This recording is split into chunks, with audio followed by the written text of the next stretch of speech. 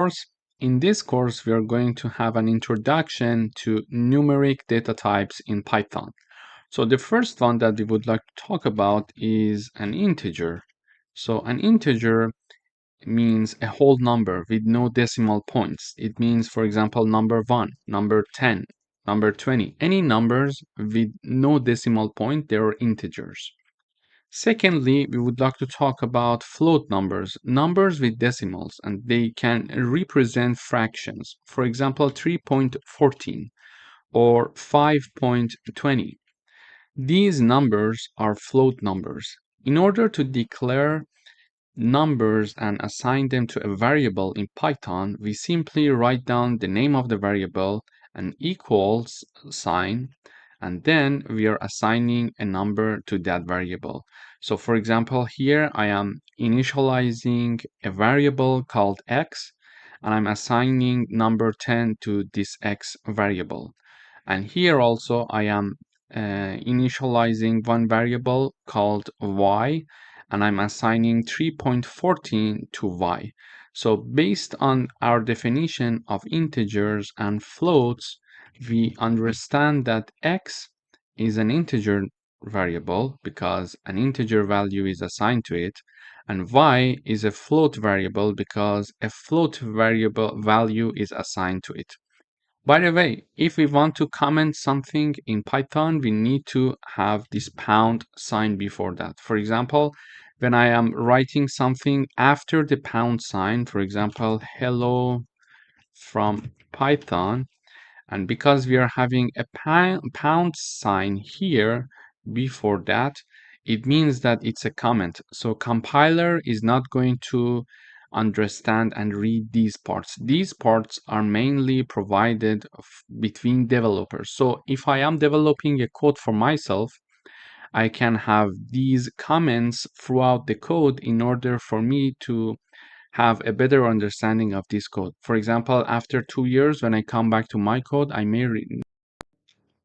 Hello everyone, welcome to this course. In this course, we are going to have an introduction to numeric data types in Python. So the first one that we would like to talk about is an integer. So an integer means a whole number with no decimal points. It means, for example, number 1, number 10, number 20. Any numbers with no decimal point, they are integers. Secondly, we would like to talk about float numbers, numbers with decimals, and they can represent fractions. For example, 3.14 or 5.20. These numbers are float numbers. In order to declare numbers and assign them to a variable in Python, we simply write down the name of the variable, an equals sign, and then we are assigning a number to that variable. So for example, here I am initializing a variable called x, and I'm assigning number 10 to this x variable. And here also I am initializing one variable called y, and I'm assigning 3.14 to y.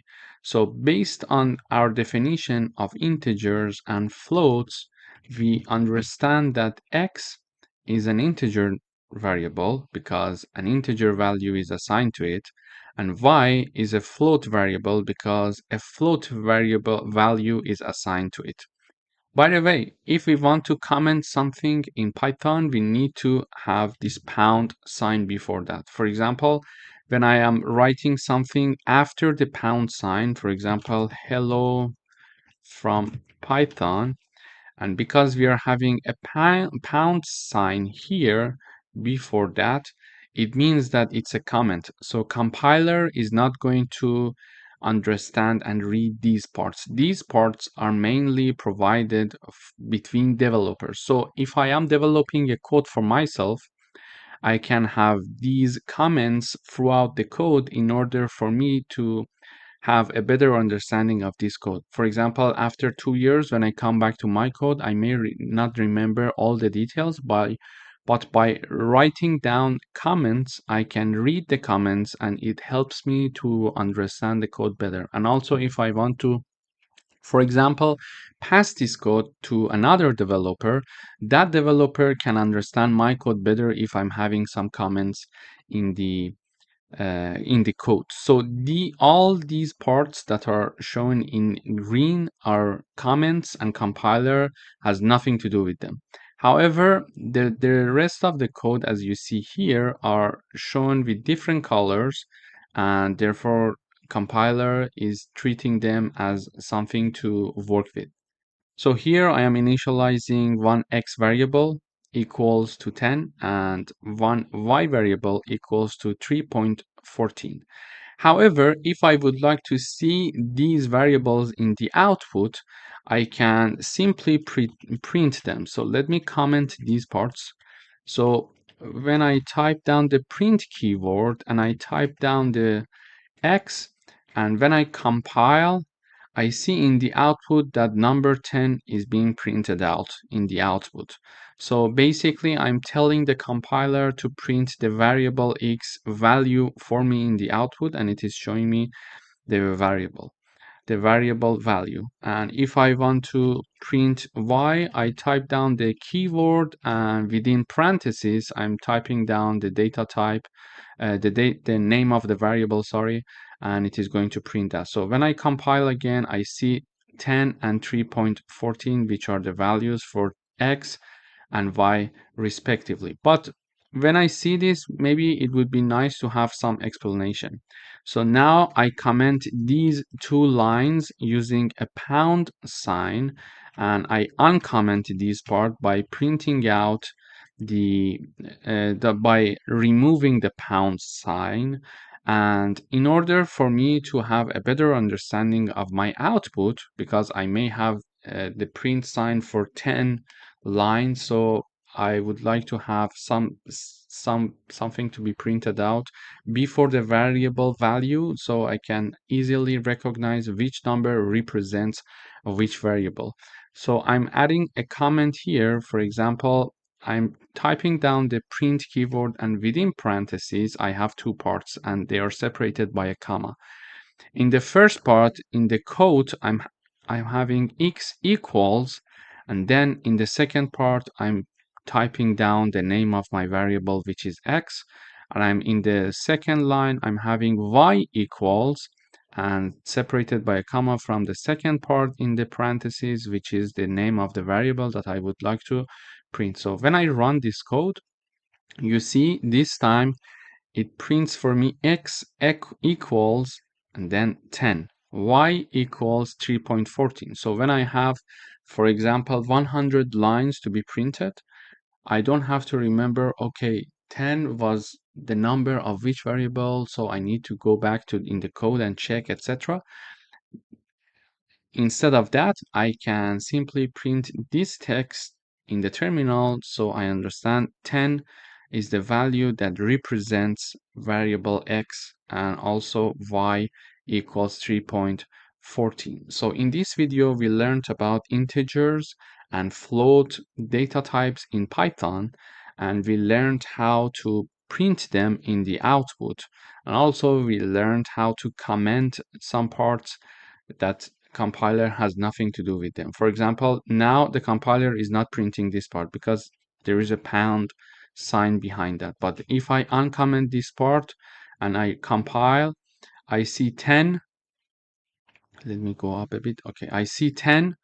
Then I see x equals 10, y equals 3.14. So this is being printed, which is this 10 number, because it is printing x, and x is equal to 10. Sorry, I went up too much. And then I'm having this line being printed out, and then this line being printed out. But this line is not being printed out because there is a pound sign there. So if I remove the pound sign and I compile, I see that now I see that 3.14 is now being also printed out in the output. Thank you for watching. In the next videos, we are going to have some coding exercises with respect to initializing and declaring integer variables and float variables. Thank you for watching. Hello everyone, welcome to this lecture. In this lecture, we're going to talk about strings. So a string is a sequence of characters enclosed in quotes. A string can include letters, numbers, symbols, or spaces. So in order to initialize one string, I am giving it a name R equals, and in quotes, I'm having the string that I want. It is, for example, in this case, Reza Shahin. So a variable R is assigned a string, and this string is Reza Shahin. I can have another string, for example, it could be hello world. So this is my second string, and I can also print X for myself. So when I run the code, I see that first I'm printing the string R, which is Reza Shahin, and then I'm printing X variable, which is another string, and it is hello world, and hello world is being printed out here. As you see, also the space between these two words are included. So basically, whatever that is included between the quotes is going to be considered in the string. So this is how we declare and we print out one string in Python. Thank you for watching. Hello everyone, welcome to this lecture. In today's video, we are going to work with type checking. So we can have different types of variables, for example, integers or floats. In this case, I'm declaring x equals 10, y equals to 3.14. But however, what would happen if I want to know exactly their type to be explicitly mentioned in the output? To do that, we need to use the type function. Okay? So in order to know the data type of x and data type of y, I'm going to use the print keyword, and within parentheses, I'm going to use the type function. Type, we use the type keyword, and then I'm having the variable in the parentheses that I want to know the type of. So here, when I run the code, we see that class int and class float is being printed here. It means that the first one is, which is x, is an integer, and the second one, which is y, is a float data type. So basically, we used to use the print function like this. So it was going to print out the x for us. Okay. So now I'm using this function, type function, to know the type of my variable. And which variable? Okay, I want to know the type of x variable, or I want to know the type of y variable. Okay, this is how we can ask the compiler to give us the variable type of different variables. Thank you for watching. Hello everyone, welcome back. In today's video, we are going to again talk about type conversion. Previously, we learned that we can use, for example, int function or float function to convert any other types of variables to an integer or to a float. Here, I'm printing out the variables like this. So I'm having the print keyword, and within parentheses, I'm having float 5. Within parentheses, I'm having 5. So I would like number 5 to be printed out as a float number. And also, I would like to print out the value 3.14 to be printed out as an integer. So when I run this code, I see this output. So number 5 is being printed out like this, like 5.0. It is being printed out with 1 0 decimal, so it is now a float number. And also the number 3.14, which was originally a float number, is now being printed out only 3. So we converted it into an integer. How? Using this int function. So we put the 3.14 number in the parentheses of integer function, and it is going to basically remove the decimal part and only keep this part which is going to be an integer in the output. So in this video, we reviewed how we can have a type conversion. We could also have, for example, x equals 5.45 and then print, and in this part we could have, for example, int and x. So x is a variable equals 5.45, so it's a float variable, okay? So it's a float variable. And now I'm going to convert it to an integer. How? I'm printing out the value of variable x that is converted to an integer. So I'm having a print keyword and then two parentheses, and within the parentheses, I'm having the int function and one parenthesis. And in the parentheses of int, I'm having the name of the variable x.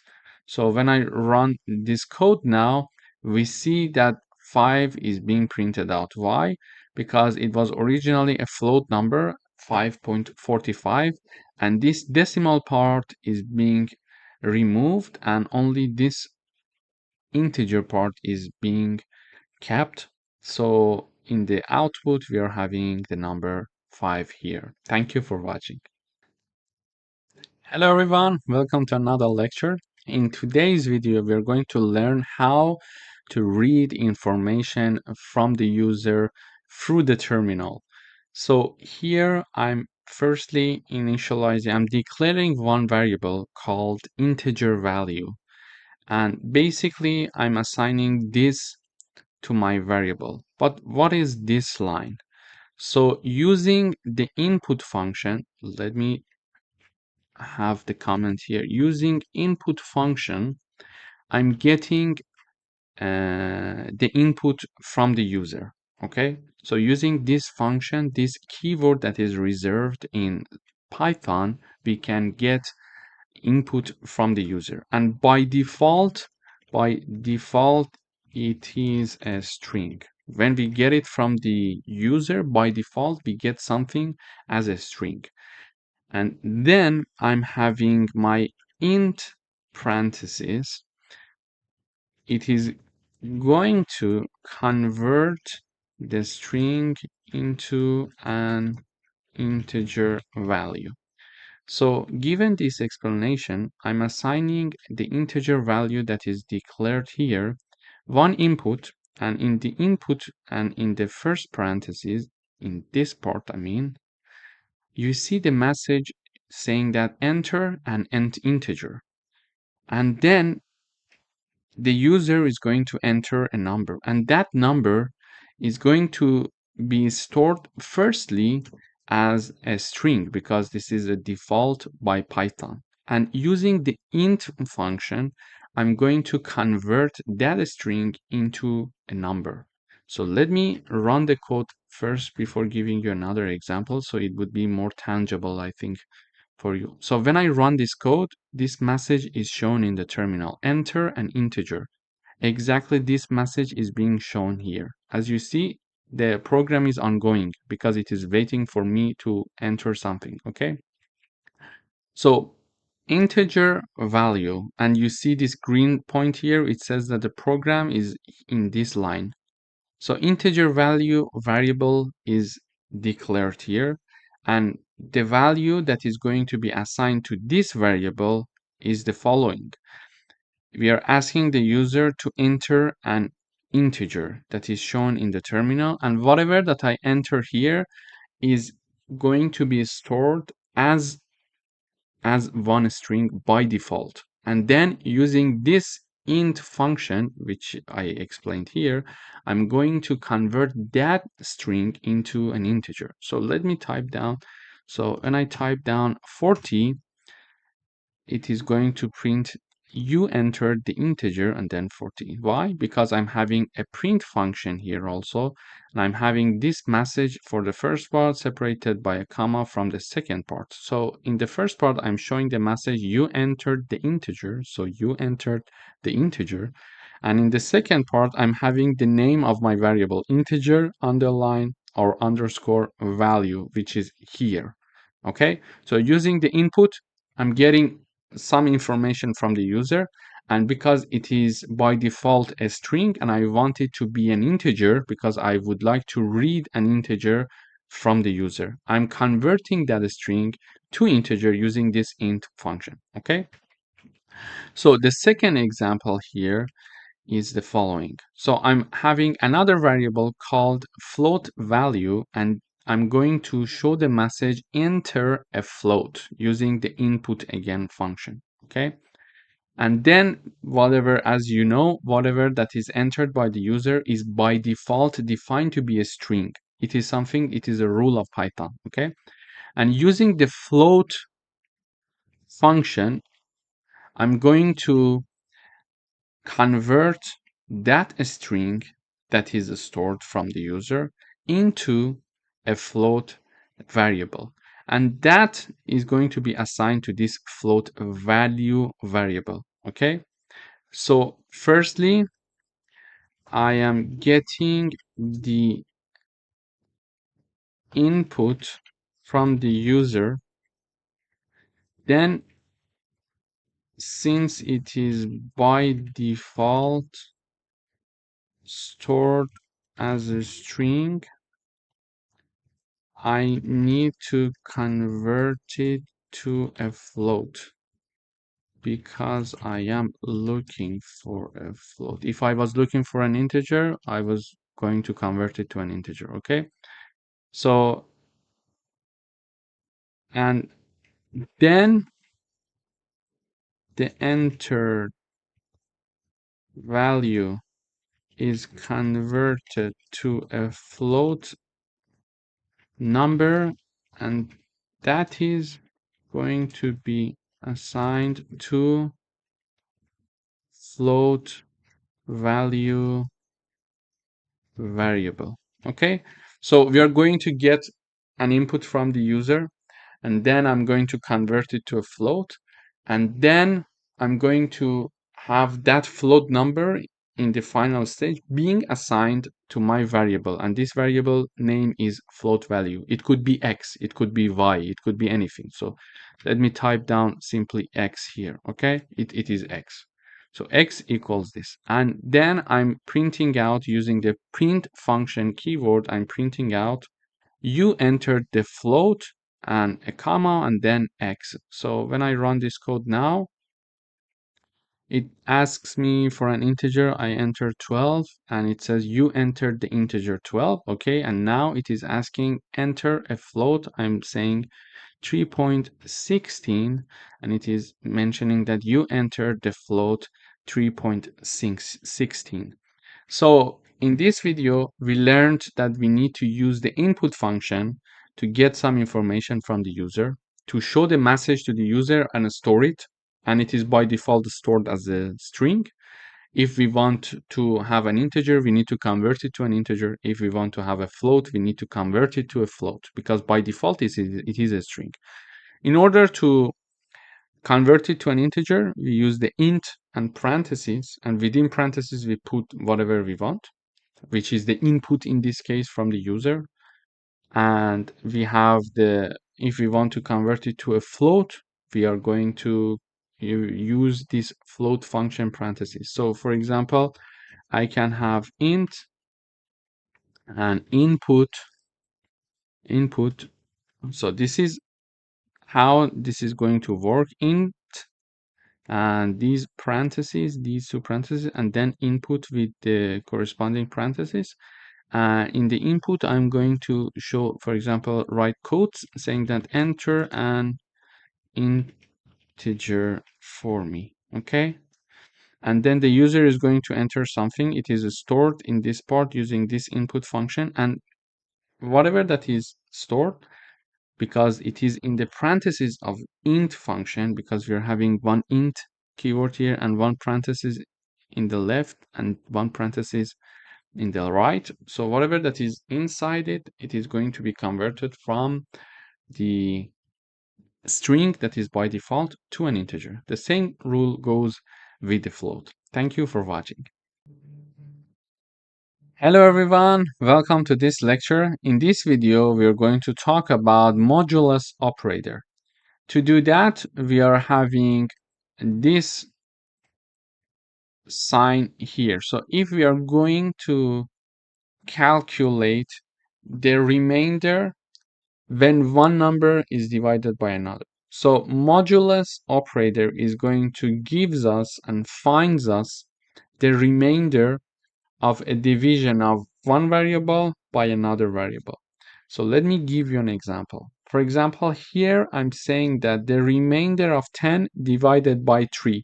And then I'm using this modulus operator here. So when 10 is divided by 3, the remainder is going to be calculated using this operator, and we expect to see the output 1, because if you do the division, you see the remainder will be 1. However, the output of the division of 10 divided by 3 is calculated like this. So we are going to have 10/3. I'm going to repeat. If you're going to calculate the remainder of 10 divided by 3, it is going to be handled by modulus operator. But if you want to know the output of when 10 is divided by 3, you're going to use the slash sign here. Okay, another example is here. So x equals 20, y is 10. I'm having this x modulus y or x modula y. So their result is being assigned to z. Basically, this part of the code is going to do the following. So x is divided by y, and their remainder is going to be calculated using this part of the code, and it is going to be assigned to z. And here we are printing out the remainder of x divided by y is z. So z is going to be printed out here. And we are having the output of division of x by y is going to be assigned to h, and h is going to be printed out here. So when I run the code, we see the remainder of 10 divided by 3 is 1, which is this part. Okay, if you do the calculation, you will see that the remainder is 1. So when 10 is divided by 3, the output is this number, 3 point something, 3.33, for example. And here I'm having two variables, and if x divided by y, their remainder will be 0, because z is shown here. Okay, why? Because they are divisible. So 20 is divisible by 10, so their remainder will be 0. And finally, we are having the output of division of x by y to be assigned to h, and h is printed out here. So the output of 20 divided by 10 is 2. So basically in this video, we learned how to use modulus operator, and we distinguished the difference between modulus operator and division. So modulus operator is going to find us the remainder when one number is divided by another, but division is going to use the slash sign, and it is going to give us the output when one number is divided by another. Thank you for watching. Hello everyone, welcome back. In today's video, we are going to work with floor division. So floor division is going to round down to the nearest whole number. For example, when I have 10 divided by 3, and using the floor division, the output is 3. However, if I have the print 10 divided by 3, we see the output, and it is 3.33, for example. Okay, so to do the division, we are going to use the slash sign, but if we want to have floor division, we are going to have slash slash, so double slashes. Basically, this floor division is going to round down to the nearest whole number, to the nearest integer value. So you see that 10 is divided by 3 is 3.33.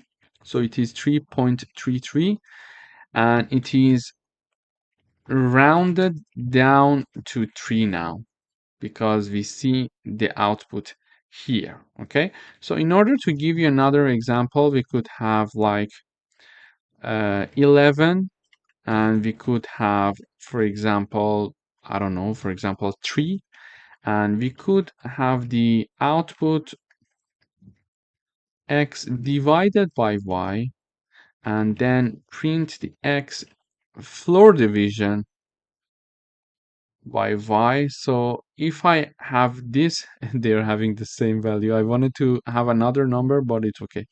So let me have it like 20, like 3.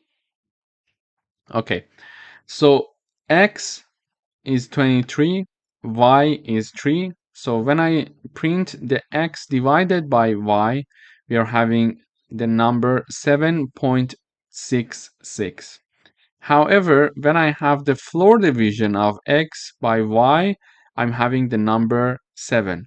Basically, the floor division is shown by slash slash, as you see here, or as you see here, and it is going to round down the output of the division to the nearest integer value. Okay, round down. This is why even 7.66 is rounded down to 7. Thank you for watching. Hello everyone, welcome to this lecture. In this video, we are going to talk about arithmetic operators. So we are going to discuss addition, subtraction, multiplication, and division. In order to do that, we can have the print keyword, and in the parentheses, we can have the numbers, for example, 5 plus 3 or 10 divided by 4. I run the code now. We see the output 5 plus 3, the output is 8. And we are having 10 divided by 4. The output is 2.5. We could also have this message being shown. So for example, sum of 5 and 3 is this message being shown out. And we could also have the division of 10 by 4 is, so if I have this message, it's more clear in the output to understand the 8 came from where. Okay, the sum of 5 and 3 is 8. The division of 10 by 4 is 2.5. Okay, and another way to have these is like this. So x equals 10, for example, y equals 4. Let me just choose another number. So y equals 4. Now I could have, for example, z equals x plus y, h equals x minus y, for example. We could have, for example, q equals x multiplied by y, and w equals x divided by y. And then I could print out their values. So let me use this keyword. So I can have this. The first one is z, then h, q, and w. And I could have the message, the sum of x and y.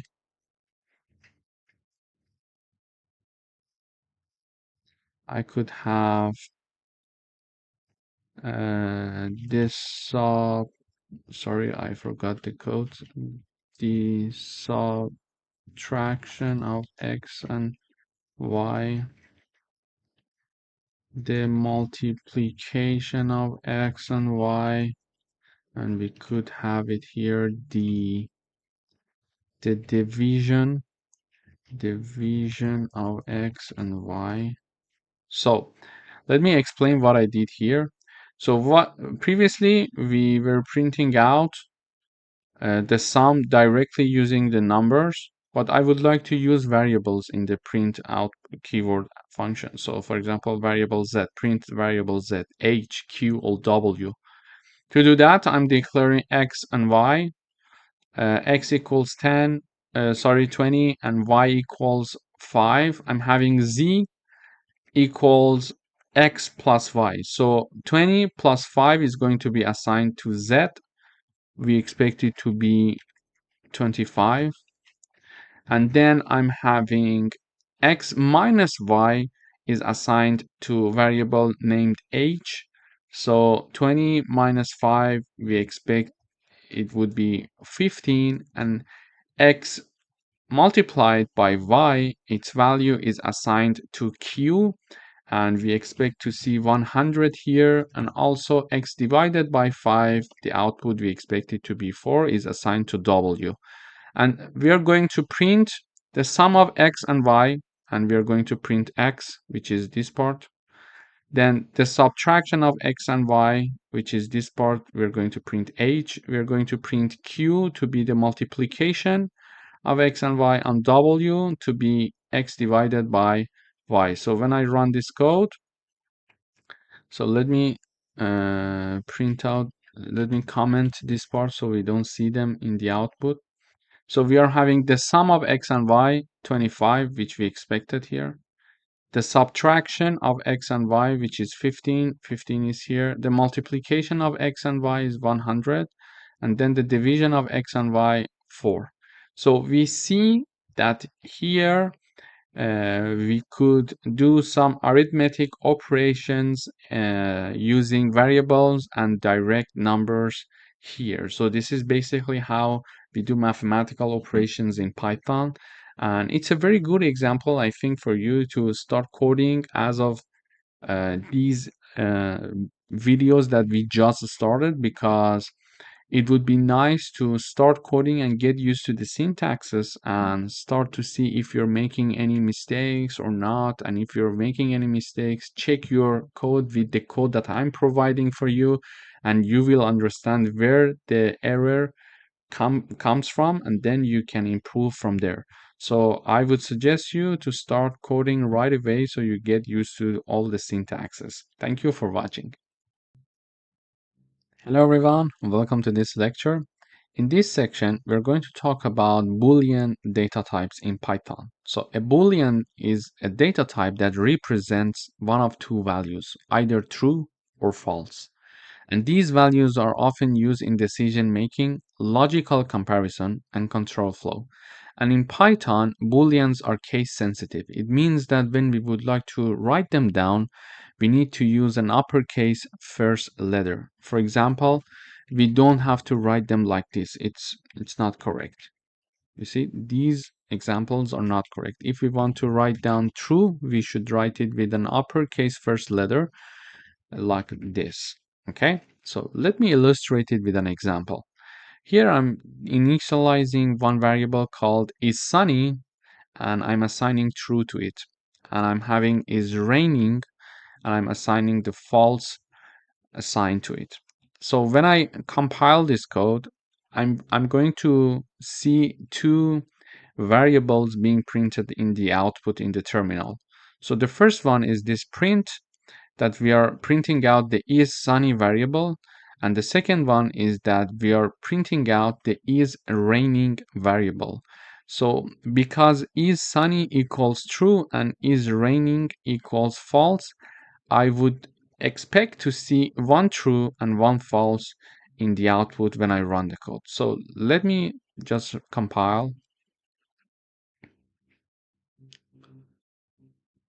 So it is compiling. Okay, we see now one true and one false. So basically, we are assigning Boolean data types to these two variables. The first one is true and the second one is false. And we are simply printing out the values that are assigned to these two variables.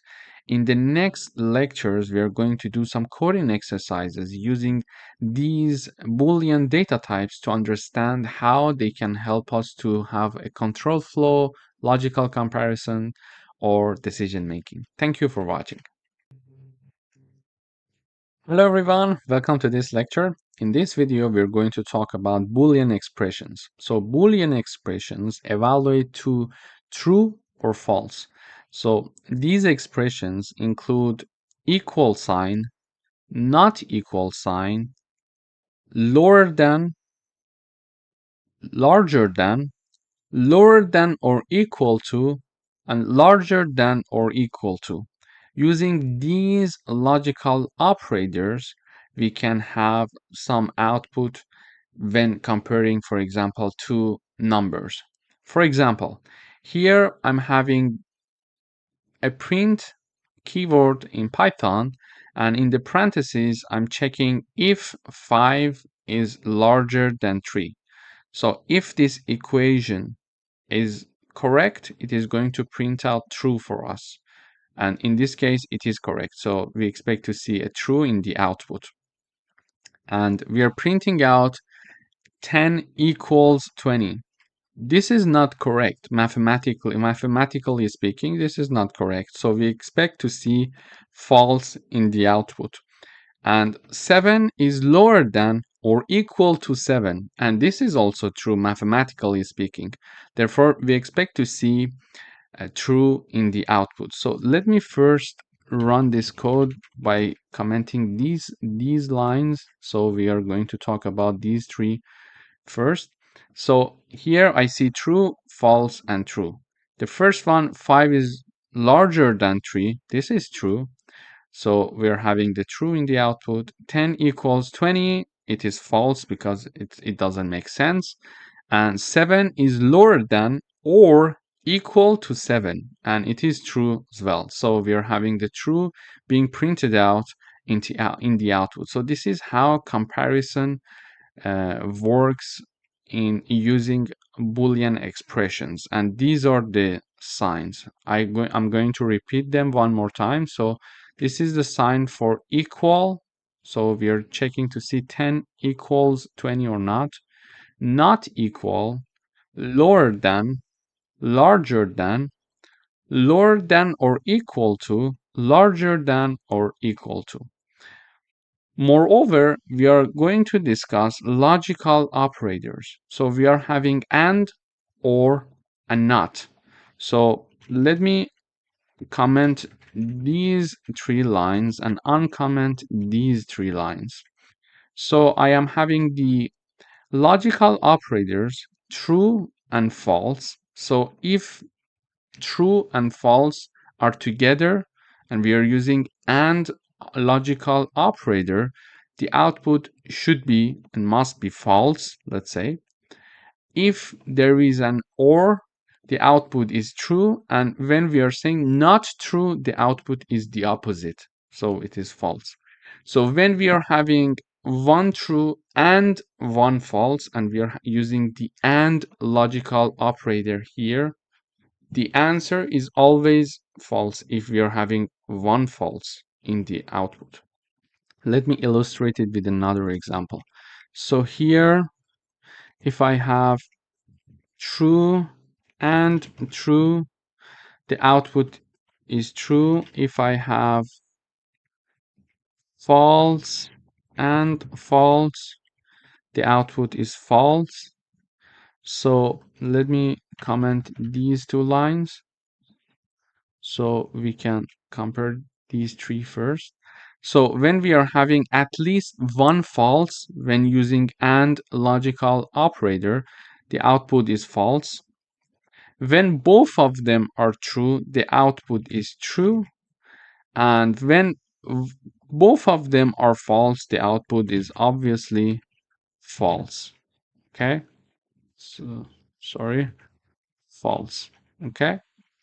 So this is how the AND logical operator is going to work. And even if the false is first and then we are having the true, here the output is again false because we are still having one false here. Okay, so let me run. Okay, so when we are using AND logical operator, if we at least have one false, the output is for sure false.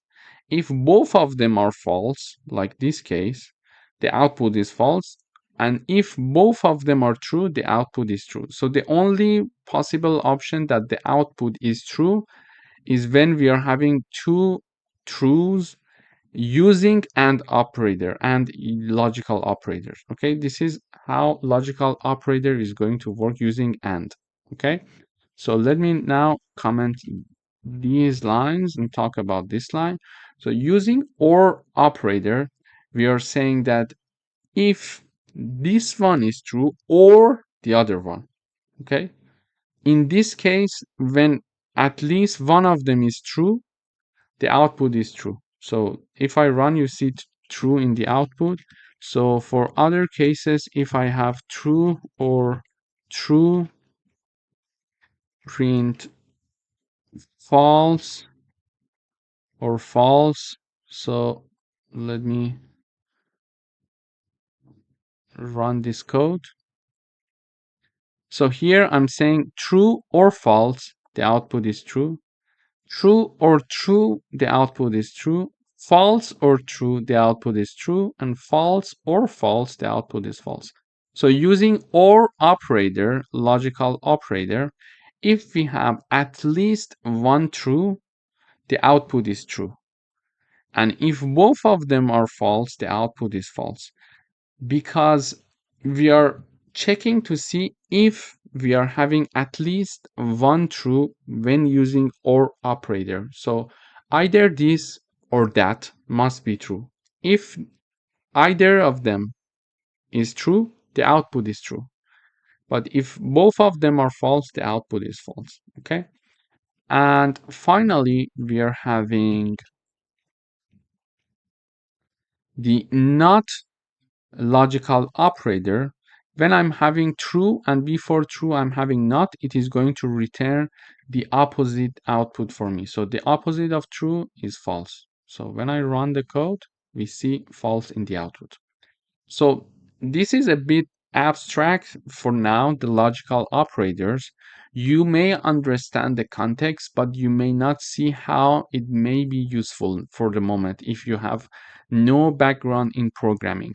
But later on in the very same course, in the section where we are going to talk about if conditions, if and else and elif conditions, we are going to use these logical operators practically, and in practice and examples, coding exercises, you will see how practical they are. And you will understand their usage better, much better in that section. But this is just an introduction for you to understand what logical operators are. So we learned that there is and, there is or, and there is not. These are three logical operators that we are going to use. This is just an introduction, and in the section that we are going to talk about if conditions, we're going to use them practically in coding exercises. So I expect that there you will understand everything about logical operators. If you're not sure yet about the things that I told you about logical operators, don't worry. This is just an example here, just to give you a little bit of thoughts about these logical operators, and we're going to see them in practice later on this course. Thank you for watching. Hello everyone, welcome to another lecture. In today's video, we would like to write a program that assigns true or false to a variable and prints it. To do that, we learned how to declare a variable. So here I'm declaring a variable is underscore student, and I'm assigning true to it. Okay, and I'm basically printing out this variable using the print keyword. So let me run the code. So when I run the code, I see true in the output. I could have, for example, is young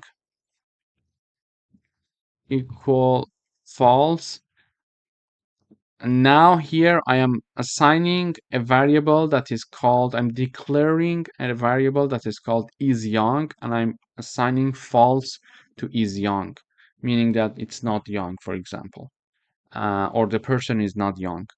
And using the print keyword, I'm printing out this variable. This could be y, this could be x, for example, this could be x.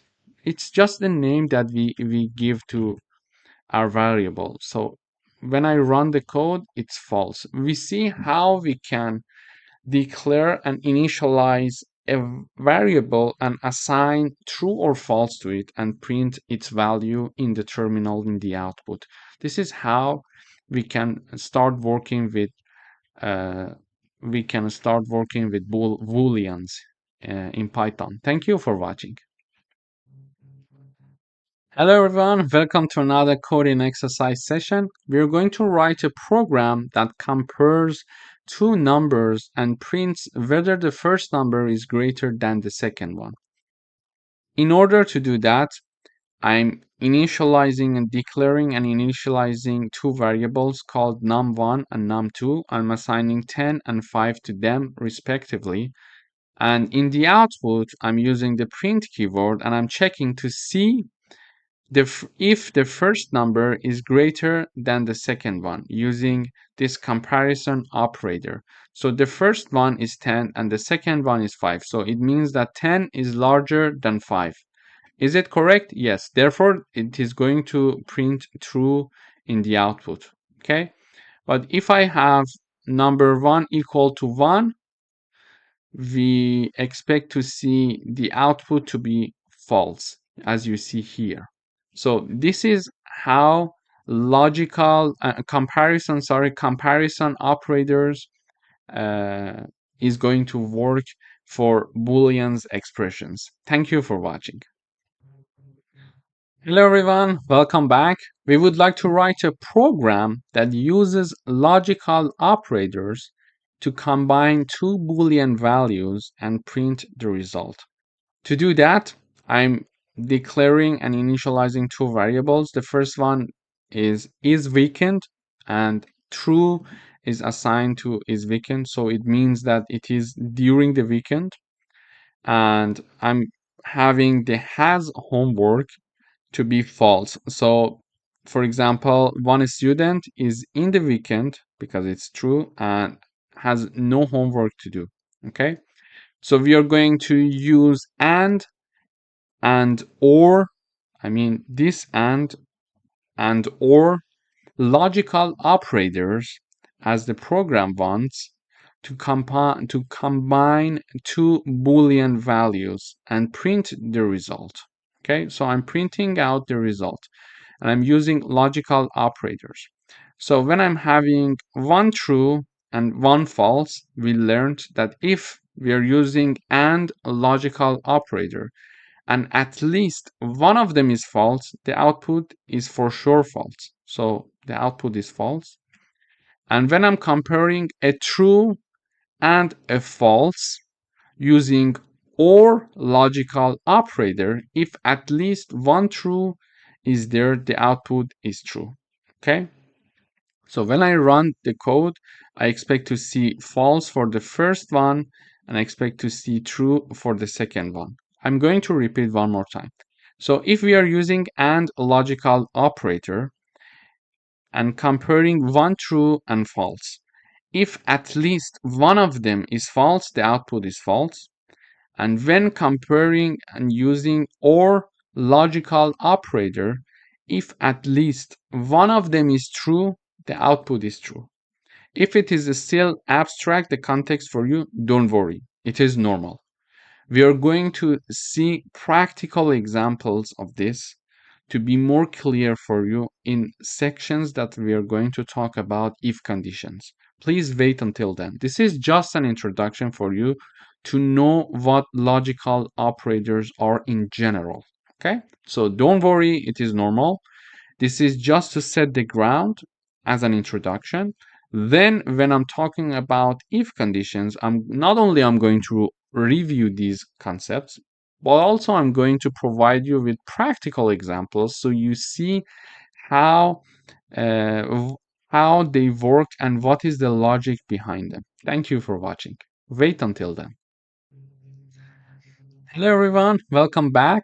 In today's video, we are going to talk about truthy and falsy values. So in Python, non-Boolean values can be treated as Booleans in certain contexts. For example, truthy values that evaluates to true.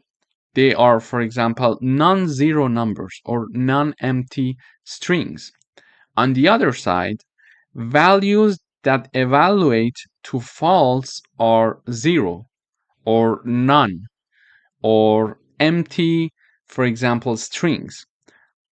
If I want to illustrate an example, we can use the bool keyword and the parentheses. In the parentheses, I can type down non-zero numbers, as I mentioned here. So a non-zero number would be treated as a trophy value. So if I type down 1, for example, it is a trophy value. So on the other side, if I type down bool and in the parentheses I put 0, which is this example here, we see that it's a falsy value. Also, if I have any string that is not an empty one, for example, I'm having bool and in the parentheses I would have Reza Shahin, for example, okay? So this is considered to be one trophy value. But if I have a bool that contains an empty string, it is going to be considered as a falsy value. Okay, this is how non-Boolean values can be treated in certain contexts as Booleans in Python. So to illustrate this example, I'm going to print these examples. How to do that? We just put them in print parentheses. Okay, we use the print keyword and then the parentheses. So in the parentheses, I'm having bool and number 1. I expect to see true because it's a trophy value. Why it is a trophy value? Because it's a non-zero number and this is considered to be trophy value. And for this example that we're considering number 0, we expect to see false. Why? Because in the falsy value, we expect to see number 0. Here we have it. And in this example that we are having bool and the hello string in the quotes, I expect to see true in the output. Why? Because it's a non-empty string and it is considered to be trophy value, so it is going to print out true for us, and it's an empty string, so we expect to be falsy value. We expect to see false in the output because an empty string, as I showed here in an example, is a falsy value. So when I run the code, we see this one, number 1 is true. When we're running with 0, it is false. When we are having a non-empty string, it is true, and an empty string is false. Therefore, in this video, we learned about trophy and falsy values and how non-Boolean values can be treated as Booleans in certain contexts. We are going to discuss these types of non-Boolean values later on in the following sections in coding exercises. And I'm just providing the introductions to them. So later on, when I'm going to review them first and then provide you coding exercises and examples, you have some clear idea that what these things are. Thank you for watching. Hello everyone, welcome to this section. In this section, we're going to talk about strings. As previously mentioned, a string is a sequence of characters enclosed in either single quotes or double quotes. And by single quotes, I mean this one, this sign, okay? And double quotes, I mean this sign, okay? And strings are one of the most commonly used data types in Python. And for the strings, both single and double quotes can be used to define strings. So it's optional. We can just choose whatever that we want. And to include quotes inside a string, we can alternate the type of quotes or use escape sequence. Let me illustrate it with an example. Here I'm initializing a variable called name, and using a single quote, I'm assigning Alice to this name, and I'm printing out name using the print keyword in Python. Okay. And here I'm having the greeting variable, and I'm printing greeting using the print keyword.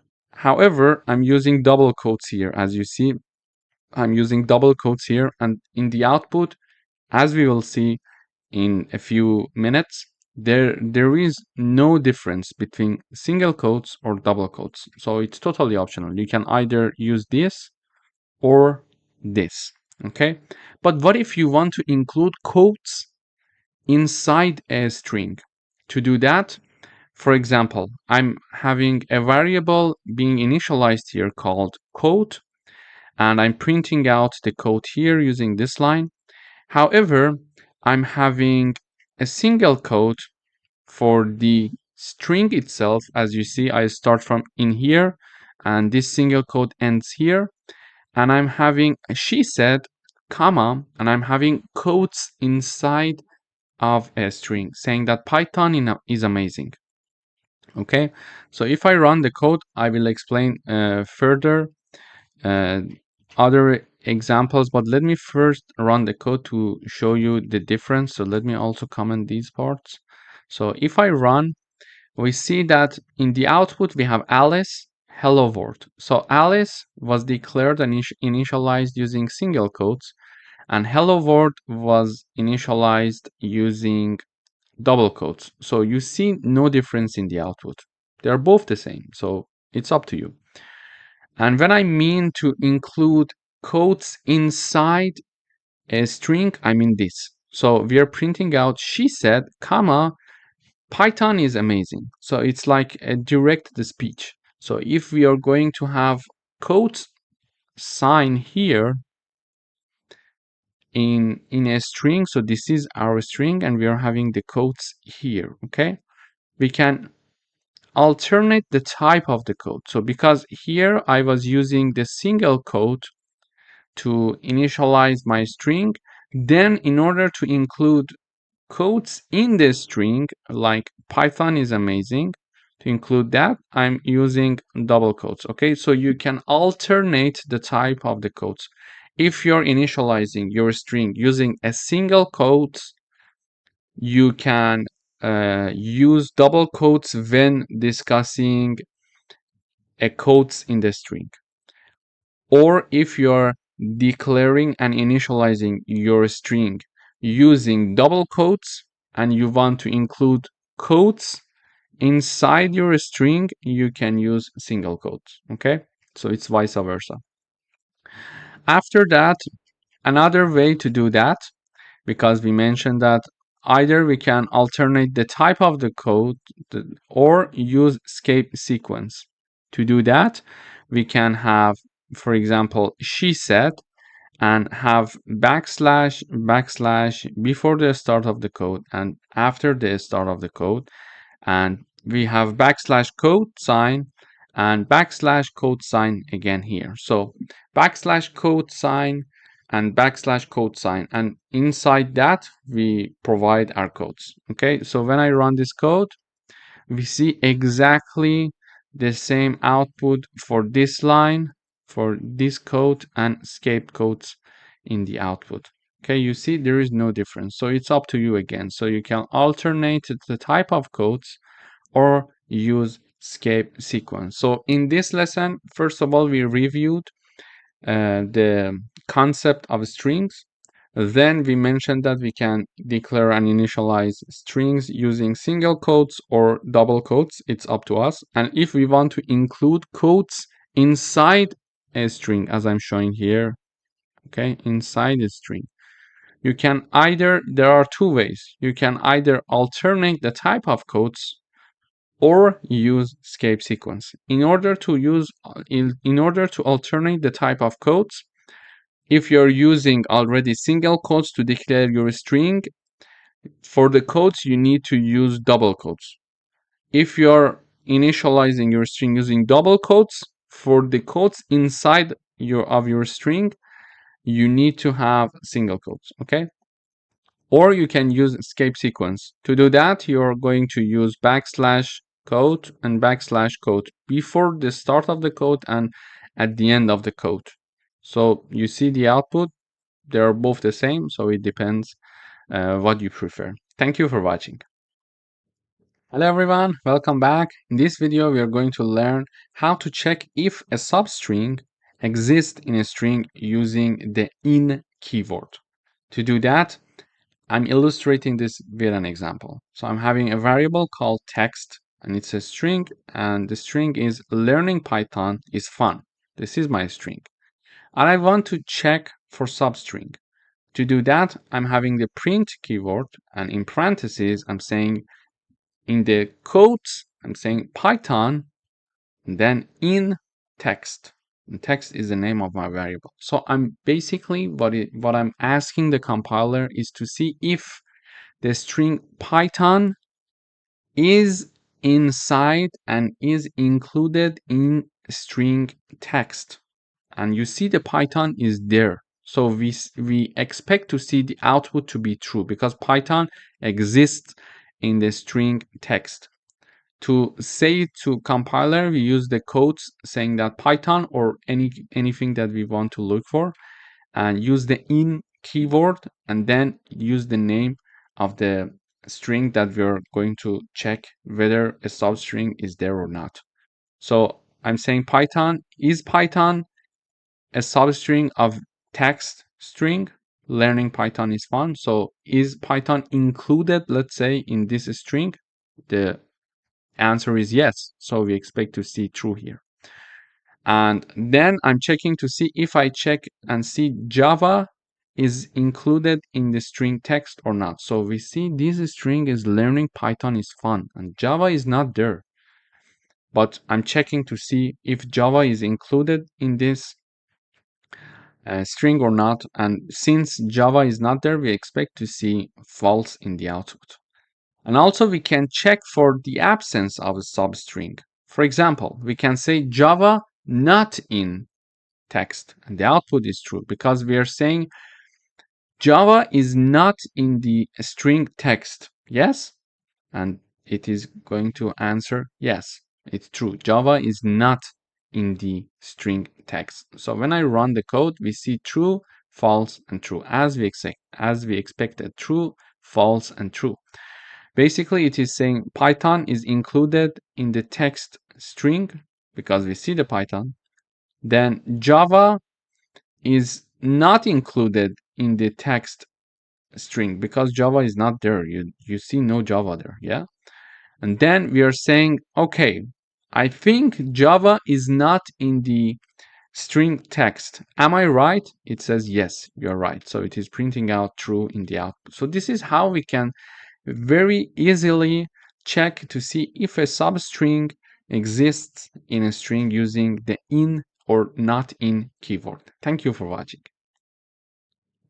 Hello everyone, welcome back. In this video, we are going to write a program that takes a user's first and last name as input, combine them into a full name, converts the full name to uppercase, and prints the length of the full name, excluding spaces.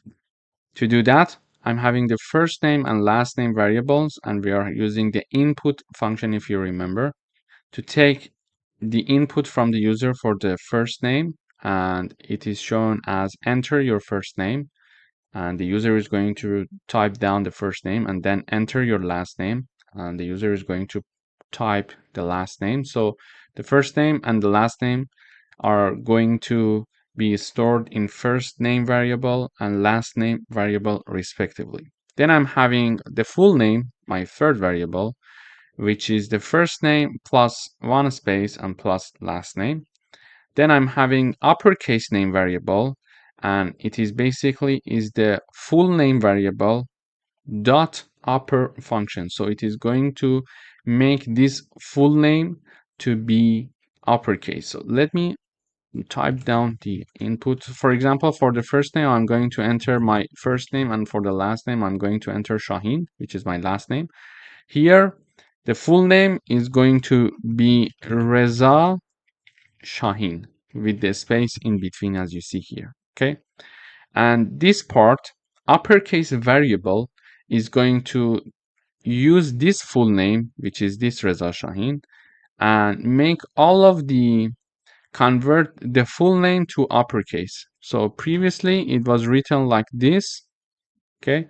It is going to make it to be like this, okay? It is using the upper function to convert all the characters in uppercases of the full name, okay? Then I'm having the length variable, and it is going to basically calculate the length of this character of this string, the length of this string for me when considering there is no space in between.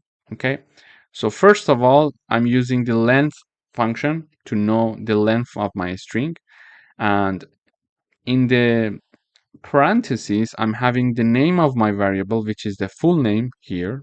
Okay, dot replace. So using replace, we can change some of the characters, and we are basically mentioning whatever you see as to be a space, empty place, empty space, just remove it. Okay, so in the first part we see if you find any space. In the second part we see, for example, we can type down h. So if you see any space, type down h instead. But because I want to calculate the length of this string without the space between them, I'm going to say if you see the space, consider no space. So basically it is going to have it be like this. Okay, so when there is no space. So it is going to calculate the length of this string for me when I'm having the replace function. Then I'm having the print in the output full name is the full name variable is being printed out, and we are saying the full name is, and we're having the variable called full name, uppercase name, and I'm having the uppercase name variable here, which is this part, and the full name was this part. And then I'm having the length of full name. When no space is considered, I'm printing out the length variable, which is here, and it is calculated based on the length of the full name variable, in which we are replacing all the spaces with no space. So it is going to calculate the length of this. So when I run, it says enter your first name, I say Reza, enter your last name, I say Shaheen. So it is printing out full name Reza Shaheen, uppercase name Reza Shaheen, length of full name with no space, it is 10. Let us check and verify this. 1, 2, 3, 4, 5, 6, 7, 8, 9, 10. So the length is 10. So we see that we calculated everything correctly. Thank you for watching. Hello everyone, welcome to this lecture. In today's video, we are going to learn how to combine two strings in Python. So in order to combine two or more strings, we use addition operator. For example, I'm having the variable first name and last name, and they are assigned John and Doe as the first name and last name respectively. And in order to have the full name variable, I'm having first name plus one space and plus last name. So and then I'm printing out the full name in the output. So when I run, I see John Doe. So I'm adding this to have this space here. Okay, so if I don't consider this part, if I remove it, you see that they are smashed together. So you see John Doe. So it is better to have one space here, so it would be more nice. So in this video, we learned how to combine two strings and create our third string using addition operator or plus operator. In order to do that, we simply have the first name, which is our first variable. You see, this is our first variable. This is our second variable, and we are sorry, and we are using addition operator to add these two together and create our third string here, and I'm basically printing out the third string, which is full name. So this is how we can combine two strings. Thank you for watching. Hello everyone, welcome back. In this video, we are going to learn about converting case, upper and lower. Using the dot upper parentheses function, we can convert all characters to uppercases, and using the lower function, we can convert all characters to lowercase. For example, I'm having one string here called text, and it is assigned Python, and I'm using the text dot upper and parentheses, and then text dot lower parentheses. So when I run this code, we see in the first example, in the first output, I'm having the Python being printed with uppercase, all of the characters, and in the second print, we see that all of the characters are printed in lower cases, because in the original example, P was written with uppercase, but in the second output, we see everything is written in lower cases. So let me illustrate with another example. So I would say Reza Shahin, for example, here, and I print the name upper. My name is the name of my variable, my name dot upper and my name dot lower. So when I run the code, we see that in the first print, everything, all of the characters are in uppercase, and in the last print, we see that all the characters are shown in lowercase. So this is basically how we can convert cases in Python. Thank you. Hello everyone, welcome to another lecture. In today's video, we are going to learn about the replace function in Python. So I'm having one string called text, and it is assigned the hello string.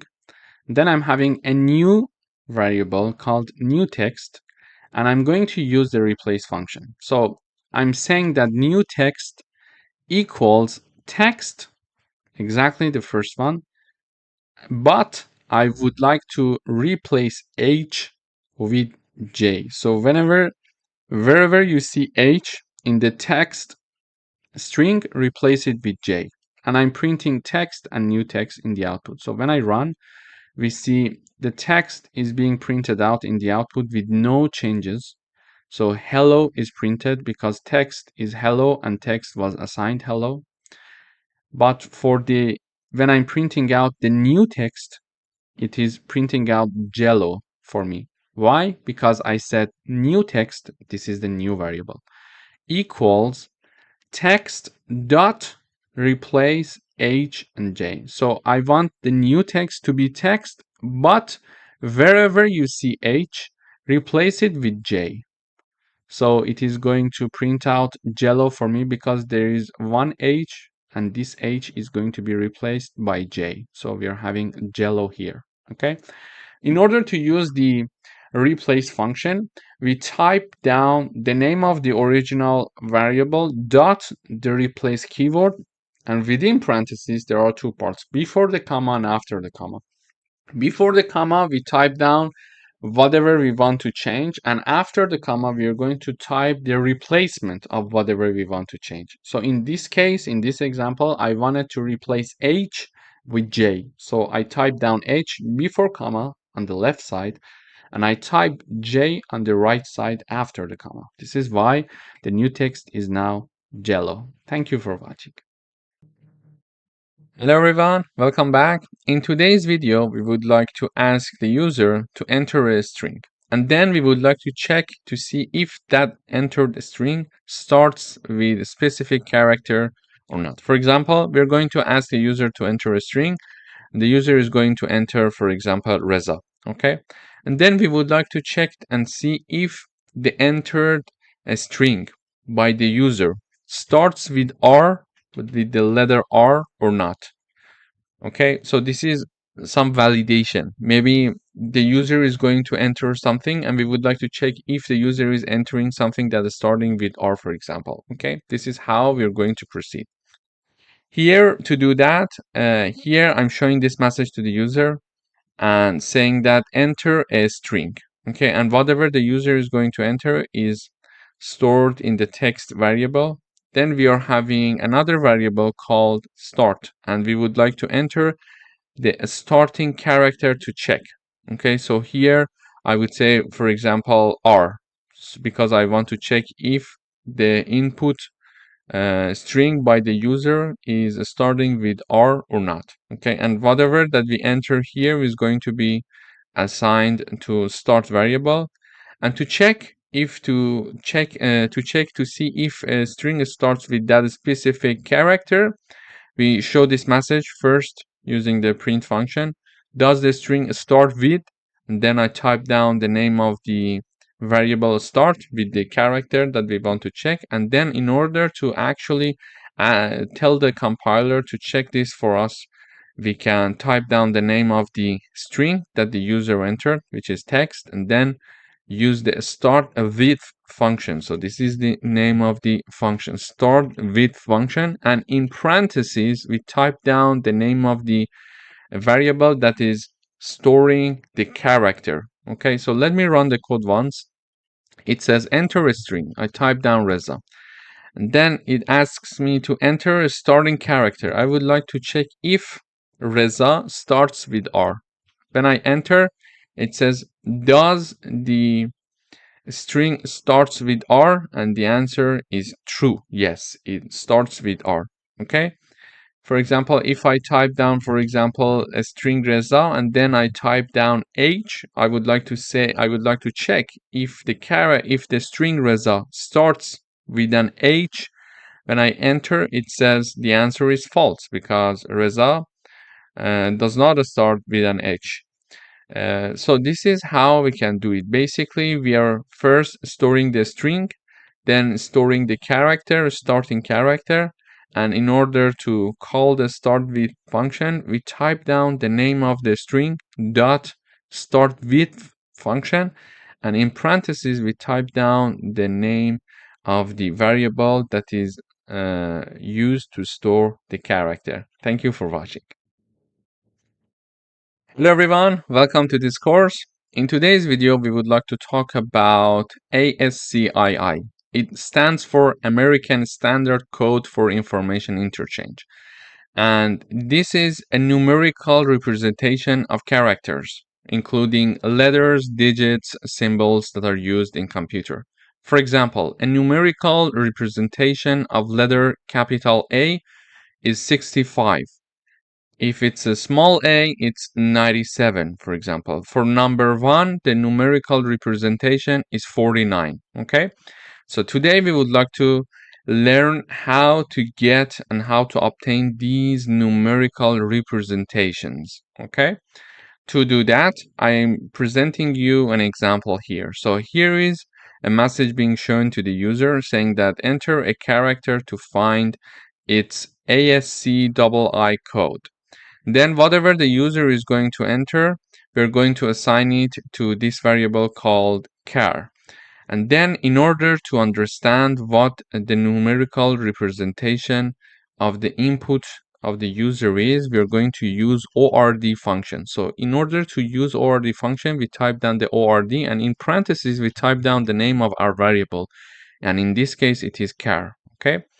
And then simply I use the print function. I type down this message, the ASCII code of, and then the type of and then the name of the variable, and then is message, and then we use the ORD function, and in parentheses I put down the name of char. So let me run the code once.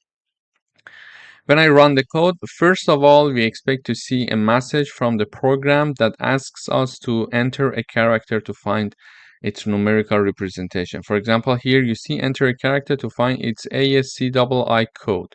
So now I enter capital A, and when I enter, it says the code of A is 65, as we mentioned here. If I type down, for example, capital B, it says it is 66. If I type down, for example, small a, it is going to give us 97. So this is how we can use the ORD function in order to find the numerical representation of characters. Thank you for watching. Hello everyone, welcome back. In today's video, we would like to write a program to find the smallest and largest character in a string using the min and max functions. So we are going to have an equivalent of numerical representation for each character. So each character has its numerical representation, and we learned that we can find it using the ORD function. Okay, so now we would like to enter one string and understand which character has the largest, let's say, numerical representation, and which character has the smallest numerical representation. Let me first run the code. It says enter a string to find its smallest and largest character. So I type down Reza, for example. It says smallest character is R and largest character is Z. Okay, so when I uncomment these parts, I am showing in the output the numerical representation of R, capital R, and small z. So when I run the code, I again type down Reza, and it says for R, the numerical representation is 82. However, for Z, it's 122.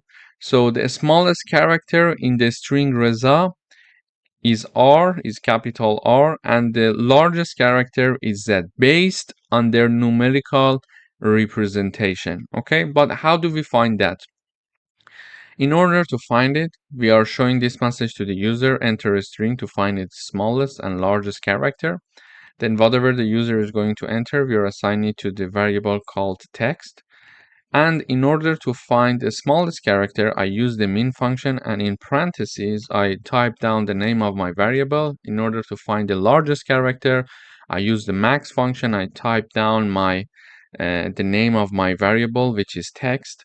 And then here I'm using the print function to show this message, smallest character and largest character. And then using the min function and max function. Just remember to put this comma in between the message that we would like to be shown in the output, so the smallest character, and when we are calling the variable. When we are having this program, it is going to basically help us to find the smallest and largest character in a string based on ASCII code. Thank you for watching. Hello everyone, welcome back. Today we would like to write a program to check if all characters in a string are lowercase or uppercase. And we are going to use isLower and isUpper functions. So when I run this code, it says enter a string. I type down, for example, Reza, and it says, is the string all lowercase? The answer is true because all of them are indeed in lowercase. And the second part is that, is the string all uppercase? The output is false because indeed it's not all uppercase. It's indeed all lowercase. How do we do it? So I use the input function to show this message to the user, enter a string. And then whatever the user is going to enter, it is going to be assigned to the text variable. Then using the isLower and isUpper function, we are checking this string to see if all characters in the string are lowercase or uppercase. To do that, first I type down the name of my variable, then put a dot, then I type down isLower with empty parentheses to check if all the characters are lowercase, and to check if all the characters are uppercase, we are going to simply type down the name of our variable and then dot and type down the isUpper to check if all the characters in the string are in uppercase or not. So when I run the code one more time, this time I type down Reza with capital letters, so uppercase. It says, is the string all lowercase? False. Why? The reason is very simple. This is all in uppercase. And is the string all uppercase? And it is true. So the answer is true. Basically, in Python, we can use the isLower and isUpper functions to help us to find if all the characters in a string are lowercase or uppercase. Thank you for watching. Hello everyone, welcome back. In today's video, we would like to write a program that checks if the characters in a string are numeric. And we can do it using the isDigit function. Let me run the code. So it says enter a string to check if it's numeric. I type down Reza and the answer is the string numeric? The answer is false because it's not numeric, okay? So when I run the code one more time and I type down, for example, 1, 2, 3, 4, 5, and I enter, it says, is this string numeric? The answer is true. So how can we check that? First of all, I use the input function to show this message to the user, enter a string to check if it's numeric. Then we assign it to the text variable. After that, we are simply printing the output saying that is the string numeric? This is a message that we want to show. This is this one. Then put a comma to call the text variable using and also call the isDigit function. Sorry. So I type down the name of the variable, which is text dot isDigit function, and with empty parentheses. This isDigit function is going to check if this string text contains all characters are numeric or not. Okay, so even if I type down, for example, Reza 1, 2, 3, 4, 5, the answer is false. Why? Because it's not all numeric. It is going to check if all the characters in the string are numeric or not. So if I type down 1, 3, 5, 7, 9, for example, it says true because it has all its characters are in numeric view. So this is how we can use isDigit function to check if all the characters in a string are numeric. Thank you for watching. Hello everyone, welcome back. In today's video, we would like to write a program to check if a string ends with a specific character, and we are going to use ends with function. I'm asking the user to enter a string, and we are storing the string in the text variable, and then I'm asking the user to enter the ending character to check, and we are going to store it in the end variable here, okay? Then we are going to type down the name of the string dot using the ends with function, and in parentheses I'm calling the variable end that stores the ending character. For example, my string text is Reza, for example, and I would like to check if letter A, the character A, is the character that this text variable is going to end with. Okay, we would like to check to see if this string Reza is ending with A or not.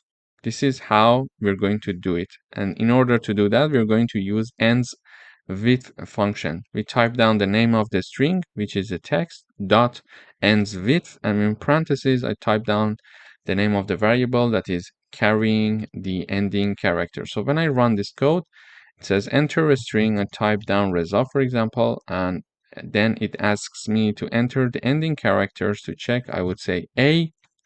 For example, it says does the string end with A, and the answer is true. So if I type down, for example, Reza, and then I type down, for example, W, the answer is false because the string Reza is not ending with W, so the answer is false. Indeed, it is ending with an A. So this is how we can use the ends with function in Python to check if a string ends with specific character. Thank you for watching. Hello everyone, welcome back. In today's video, we would like to write a program to find the index of a character in a string, and we are going to use the find and index functions. First of all, we're going to ask the user to enter a string, and the entered string from the user is going to be stored in the text variable. For example, the user is going to enter Reza, so text equals Reza, okay? Then we are going to ask the user to enter the character to find. So I would like to find the index of character Z, okay? So character would be equal to Z. Okay, so I would like to find the index of Z in the string Reza. This is what the program is all about. And we're going to do it using the find and index function. Using the find function, I type down the name of my string called text and then dot find. This is the find function. Find, and in parentheses, I type down the name of the character that I'm looking for to find its string. Okay. And the result of this is assigned to find index. And here I'm using the print function to simply print the value that is stored in find underscore index. Then in order to do the same thing with index function, we're going to type down the name of the string text dot index function. So index function, and in parentheses, again, we type down the name of the character. Okay. So here is the char, and then the output of this is assigned to the index variable. Then we are printing out the index. So let me run the code. Before that, let me mention something else as well. So the index of R is 0. The index R equals 0. E index is 1. Z index is 2. And A index is 3. Why? We start from 0. So the index of R character in this string is 0. The index of E is 1, and etc. until the end. A equals 3. Why? We start because simply we start from 0, and this is why the first element index is 0, and the last element, in this case the fourth character, index is 3. So here it says enter a string. I type down Reza, and it says enter the character to find. So I type down Z, for example. It says character Z found at index using find function at index 2 and using index function at index 2 as well. So the Z character is at index 2 indeed, and we use the find function and index function to find the index of this character for us. This is how we can simply type down the name of the string dot the find function, and in parentheses we type down the variable that is carrying the character that we are looking for. And the same goes with the index function. We type down the name of the variable and then the index function, and in parentheses we type down the variable that is carrying the index, that the character that we are looking for to find its index. Thank you for watching. Hello everyone, welcome back. In today's video, we would like to write a program that counts the number of occurrences of a character in a string. And we are going to use the count function. Here, I'm asking the user to enter a string, and the entered string by the user is going to be stored in the variable called text. And then I'm going to ask the user enter the character to count, and whatever the user is going to enter is going to store in character. So for example, this is my string, and I would like to ask so let me put it like this. So this is my string, and I want the Python to count the number of occurrences of this A character, this A letter. So in this string, we are having 1 and 2 A's. Okay, I want Python to count it for me. To do that, I need to use the count function. First, I type down the name of my variable in which I'm storing the string. Then I type the name of the function that is count. And in parentheses, I type down the name of the variable that we're storing the character inside of it. So when I run this code, it should first ask me to enter a string and then ask me to enter the character to count. So enter a string. So this is my string, Reza Shahin. Okay. And then enter the character to count. So I would say A, and we see that the result is 2. So there are 2 A's in my string Reza Shahin. As you see, the answer is correct. 1 A, and this is the second A. Okay.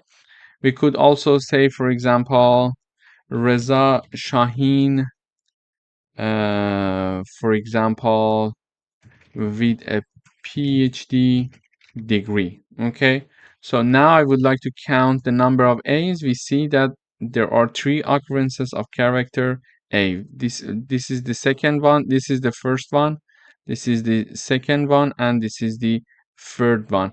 So if I also Reza Shahin with a PhD degree, I could say, for example, count the number of occurrences of character E, and it says 4 characters of E are being in my string. So this is the first one, this is the second one, this is the third and fourth one. So this is how we can use the count function in Python to count the number of occurrences of a character. Thank you for watching. Hello everyone, welcome back. In today's video, we would like to write a program that converts the first letter of a string to uppercase, and we are going to use the capitalize function in Python. First of all, we are asking the user to enter a string, and whatever the user is going to enter is going to be stored in the text variable. Then, to capitalize the first letter of this string, we use the capitalize function. So I type down the name of my variable, dot, and then the capitalize function. So when I run this code, I mentioned, for example, Reza Shahin, and as you see, everything is in lowercase. And when I enter, it says Reza Shahin. So it returns me my own string, but R is now capitalized because initially it was not with uppercases. So if I type, for example, another name, this is Reza Shahin, and it is going to, you see that the T is now with uppercase while I entered with lowercase. So we can use the capitalize function in order to convert the first letter of a string to uppercase. Thank you for watching. Hello everyone, welcome back. In today's video, we would like to write a program that converts the first letter of each word in a sentence to uppercase, and we are going to use the title function. First of all, I ask the user to enter a sentence, and we are going to store it in the text variable. Then we use the print function to print the outputs, and then we type down the name of my variable dot the title. So when I run this code, it asks me to enter a sentence. So I would say this is Reza Shahin, okay? And it is going to capitalize the first letter of each word. So T is capitalized because it was lowercase, and then I is capitalized here, and this is R, which is capitalized again here, and then S is now in uppercase. As you see, it was in lowercase originally. So in the previous video, we learned how to capitalize the first letter of a string, but here we are learning how to have the uppercase for the first letter of each word. This is how we can use the title function in Python. Thank you for watching. Hello everyone, welcome back. In today's video, we would like to convert all letters in a string to lowercase, and we're going to use the lower function. First of all, we're going to ask the user to enter a string. We're going to store it in the text variable, and then we type down the name of our variable, which is text, and then dot lower with empty parentheses. So when I run this code, it asks me to enter a string. So everything I would like to be in uppercase. This is Reza Shahin from Python coding lessons. Okay, and when I enter, you see this is my string, and this is the returned string. This is Reza Shahin from Python coding lessons. But you see that all letters in my string are now converted to lowercase. So this is how we can use the lower function to have all letters in a string to become lowercase. Thank you for watching. Hello everyone, welcome back. In today's video, we're going to learn how to convert all letters in a string to uppercase, and we're going to use the upper function. Here I'm asking the user to enter a string as before, and we're assigning it to a variable called text. Then in using print function, I'm printing the output. So I type down the name of my variable dot the upper. So the upper is the function that is going to help me to make all letters in my string to be uppercase. So I type down, this is Reza Shaheen from Python coding class. Okay, so this is my string, and as you see, all letters in my string are lowercase. And when I enter, I expect to see the output of my string with all letters in uppercases. So when I run this code, we see here is my string. So this is Reza Shaheen from Python coding class. And then we see that here we are having my string, but all letters are now in uppercase. So we learned how to do it using upper function in Python. Thank you for watching. Hello everyone, welcome back. In this video, we would like to write a program that replaces a substring with another substring using the replace function. So this is what we are going to do. For example, my string is Reza Shaheen, and I tell the Python that I would like to change Reza in my Reza Shaheen string, and I want to replace it with, for example, John. Okay. And now I would expect the Python to return me John Shaheen. So one more time. This is my original string. Then I tell Python that I would like to replace Reza with John. And then I expect to see the output John Shaheen. So to do that, I'm having my enter a string message to the user, and then whatever the user is going to enter is going to store in text. So this part is my text variable. So this is my text variable equals Reza Shaheen string. Then we are showing another message to the user, enter the substring to replace. And we are going to assign it in old substring variable. So old substring variable equals Reza. So this is Reza that we want to change. Then we are going to show another message to the user saying that enter a new substring. And this is going to be stored in new substring variable. So this is John is my new substring. And finally, we are going to use the replace function to print John Shaheen instead of Reza Shaheen. To do that, I use the print function as always to show the output. Then I type down the name of the original variable string. This is the text. Then I type down the name of the string, the name of the function, which is replace. Sorry. So replace here, I'm having it. Okay. So far I type down the name of my variable, which is text, and then I call the replace function. But in parentheses, there are two arguments to mention, one before the comma and one after the comma. The one that is before the comma, we need to type down the old substring, and after the comma, we need to type down the new substring. So I want the old substring to be replaced with the new substring. So the one that we want to change is the left hand side of the comma, and the one that we want to be replaced to inserted in our string is on the right side. So when I run this code, it asks me to enter a string. So I would say Reza Shaheen. This is my string. So enter the substring to replace. So which part of this string I would like to change? I would like to change the part that says Reza. Then it says, okay, what do you want to put instead of Reza? I would say John, okay? And then it returns me John Shaheen in the output. So I use the name of my variable, which is text, then dot replace function. So I call the replace function with two arguments. Okay.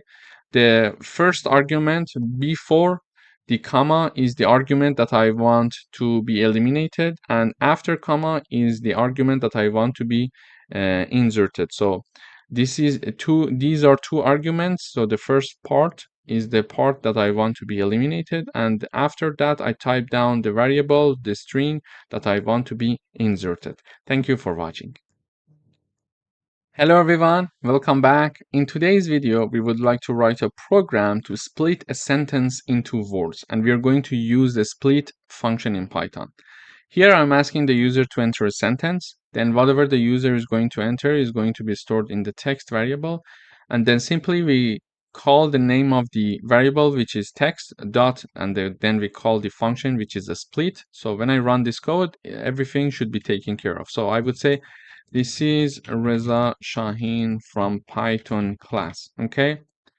And then we see each word in this sentence is now splitted into words. So this is Reza Shaheen from Python class. So each word in my string in the sentence that was stored in the text variable is now divided into words, as you see it here. So this is how we can use the split function in Python. Thank you for watching.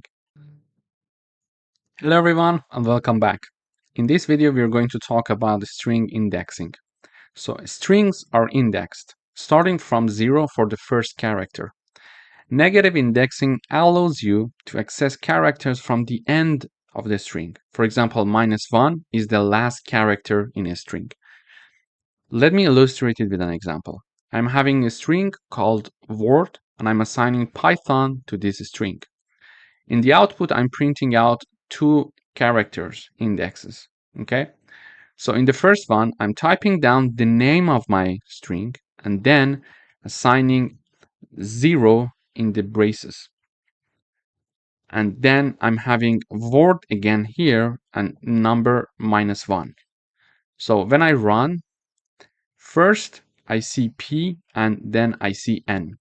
This P comes from the fact that this is the first index of my string, and the first index in my string is this P here, okay? Because we mentioned that it starts from 0 for the first character. So the first character is P here, and therefore when I type down 0 for the string word, it is going to print out in the output the P character. However, when I want to access the last index, instead of just going from the left side, I can start from the right side to go back. It's easier sometimes. To do that, I'm using -1 to access this last character in my word string. So let me illustrate another example. For example, my name.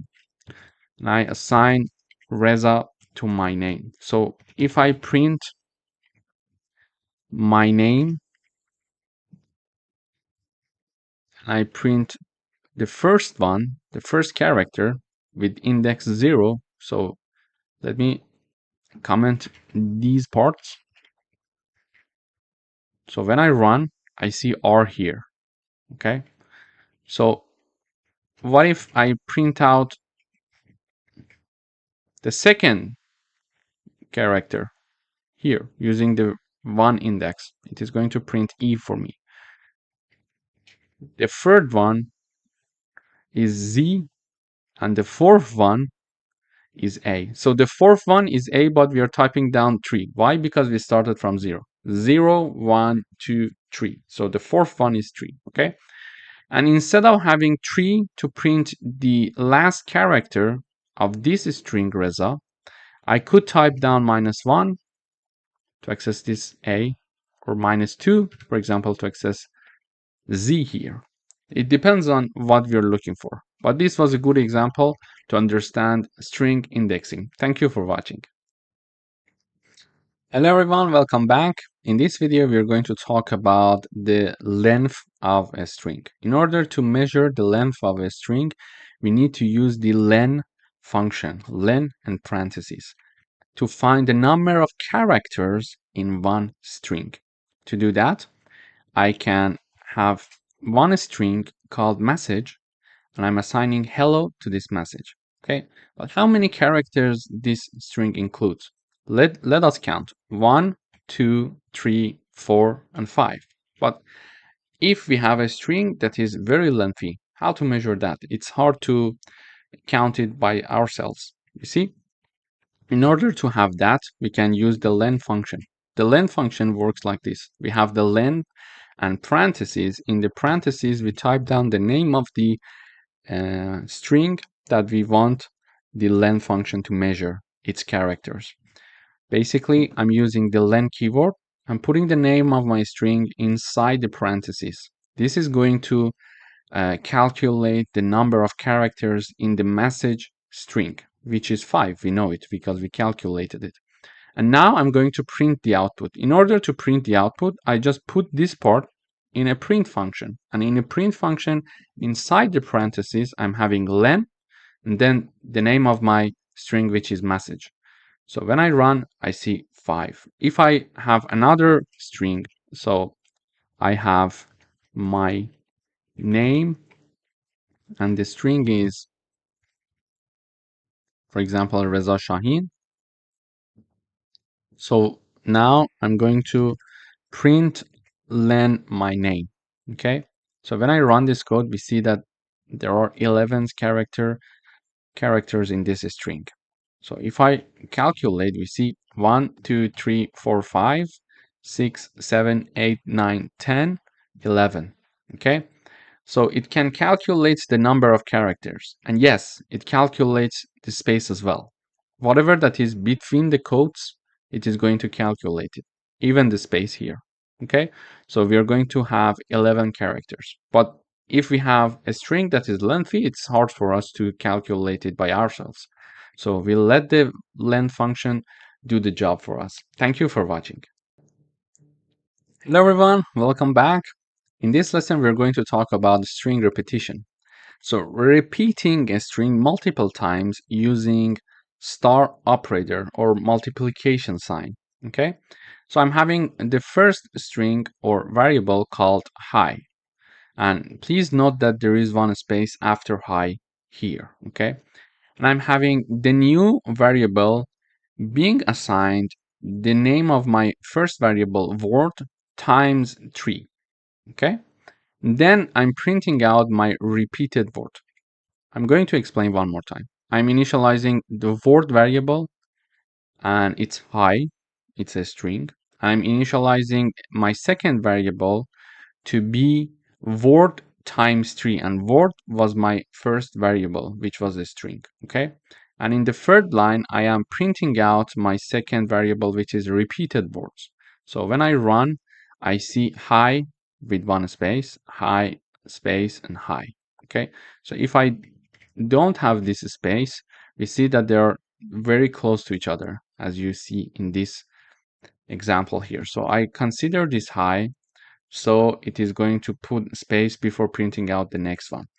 So this is how basically we can have a string repetition in Python. It's very easy. So if you want to have 4 repetition, you basically put 4 here, 5 here. So if I put 5 and I compile, we see 5 highs being printed in the output. Thank you for watching.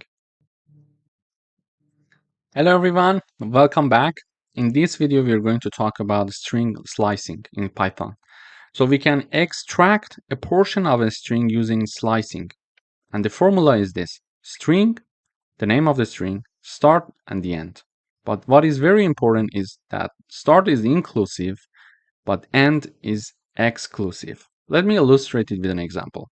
So I'm having a string called text, and I'm having hello world here. In order to extract a portion of this string, I use this formula here. So I'm printing out the string, which is the name of the string, our text here, and then I'm having braces from 0, colon, and 5. Okay, so there are 2 parts here: before colon, after colon. Before colon is the start point, after colon is the end point. And please note that the start point is inclusive, but the end is exclusive. So we are going to start here from 0, and then we are going to finish at 4, including 4. Why? Because we are having number 5 here, and the end is exclusive. This is just a basic rule in Python. We just need to be aware of it when working with string slicing. So if we want to go up to 4 and include 4, we need to go up to 5 because end is exclusive. So this code is going to give us from index 0 to 4, and index 0, it's here. Okay, so index 0, index 1, index 2, index 3, and index 4. Okay, So we go from 0 up to 5, but not including 5. Okay. Then when I run the code, we see the output is hello. The first output is hello. This is for this one. Okay. From index 0 to index 4 is included here. Then in the second part, I'm having two parts again. Before colon and after colon. So before colon, we learned that it's the starting point that is inclusive. But after the colon is the ending point and it is exclusive. So when I type down nothing in the right part, which is the end of the string, it means that start from 7 here and go until the end of the string. Okay, so what is the string 7? So 0, 1, 2, 3, 4, 5, 6, and 7. So 7 is the starting point. W is the starting point. Okay, so I'm having W and I'm going to continue until the end of the string. Why? Because on the right part here, I don't have anything. If I had like 9, it was going to print out 7 and 8 because the starting point is 7. And when we are having number 9 there, 9 is exclusive, so it is going to go up to 9 and not including 9. So it was going to include 7 and 8 only. So when we type down nothing on the right side, it means that we are going to go until the end of the string. Okay? And again, here we are having the left side starting, the right side ending. I have nothing on the left side, meaning that start from the index 0 and go until up to string 4, including string 4. Okay, so because the end is not inclusive, it is exclusive. So when I see the print in the output for the second one, starting from index 7 until the end, it is printing a word. And when we are having the starting from 0 and ending at 4 inclusive, it is having the hello again for us. Okay, so this is the first part. The second part is that I am reinitializing the text variable called Python, and we are assigning the string Python to it. We can have the print of this string in the output for every second character. To do that, I'm having the name of the string, and then in the braces, we are going to have colon colon 2. It means that every second character, if you have colon colon 3, every third character it is going to print. So in the output, we see P, T, and O. So this is the P, and then it skip the Y, it is printing T, and then it skip H, and it is printing O. So every second character. This is how we're going to use it in a string. Colon colon 2. So if I type down colon colon 3, every third character. So let me rerun. So we see P and H. So it prints P, 1, 2. These two are not included, then H is included. Okay, and 1, 2, and there is no third character after N, so we cannot have anything. So we are having only P and H. So if I have 2 again, I'm having P, and it is not including Y, then it is including T, it is not including H, it is including O. So this is how it's going to work. And then in order to have the reverse of our string, we are going to have colon colon -1. When we are having this code, we are going to see in the output the reverse of our string. So you see that we started with P for Python and ended with N. But here we are having N as the first character, O as the second character, H, T, Y, and P. So we are reversing the string using this code. Thank you for watching. Hello everyone, welcome to this section. In this section, we're going to talk about if statements in Python. So let me illustrate it with an example. We would like to write a program that checks if a number is positive and prints positive number if it is correct, it is positive, okay? So there are certain situations that we would like to check certain condition in Python. To do that, we need to use if conditions. For example, we would like to say if this happened, do this. If something else happened, do something else. Okay, so this is a logical conditional statement in Python. For example, here we would like to write a program that checks if a number is positive or not and prints positive number if the number is positive. To do that, I'm initializing a variable called number and I assign number 10 using the if keyword followed by the condition itself followed by a colon. We are having the if statement in Python. For example, here I'm saying that if that number that we declare to be 10 is larger than 5, then print out the number is greater than 5. Okay, please note that we are having a bit of a space here that is following this if condition. So you start the if condition here, and when you're talking about the statement, the block of code that you want to execute, if this condition is correct, you need to leave some space, and it is automatic. So when you type down an if condition and you enter, usually compilers leave you some spaces automatically. Okay, so when I entered, you see things are going to be started from this part, okay, itself. So it is automatic. So let me run the code. So now the compiler is providing the output for this statement in Python. So you see that in the output, the number is greater than 5. You see that?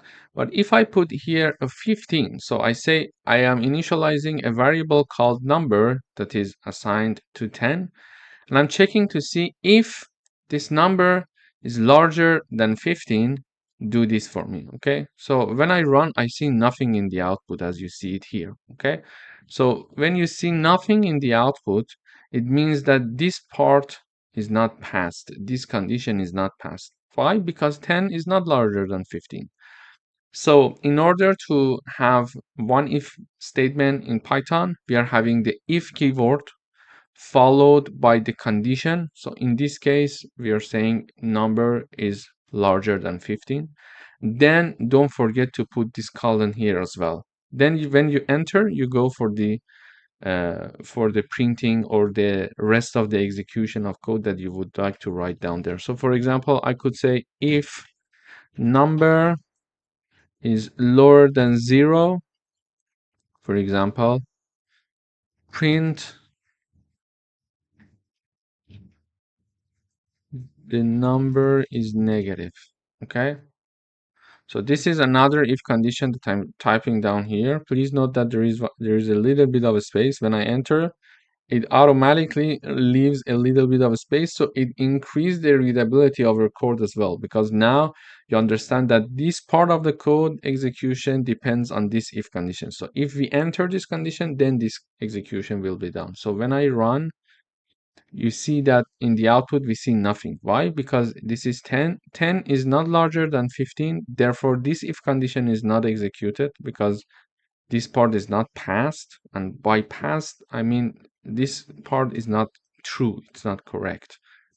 And also because 10 is not lower than 0. Therefore, this part is not also executed. So what if I put -10, for example, here, and I run the code? So you see that first it checks this if, and it says -10 is larger than 15. No, then this is not being printed out in the output.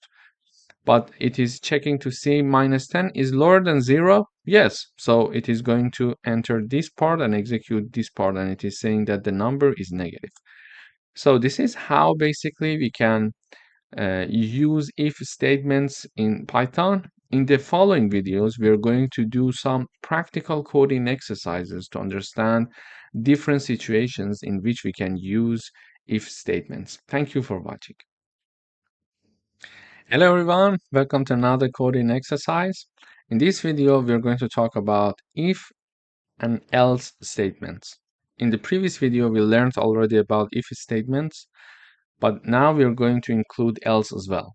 So we would like to write a program to check if a person is older than 18 or not. Here I'm initializing a variable called age. I'm assigning number 18 to it. I'm having the if keyword here, and I'm checking to see age larger than or equal to 18. So if age is larger than or equal to 18, then colon. So then print out this part for me. So let me first comment this part of the code. So we work with the first part first. So it says that you are eligible to vote.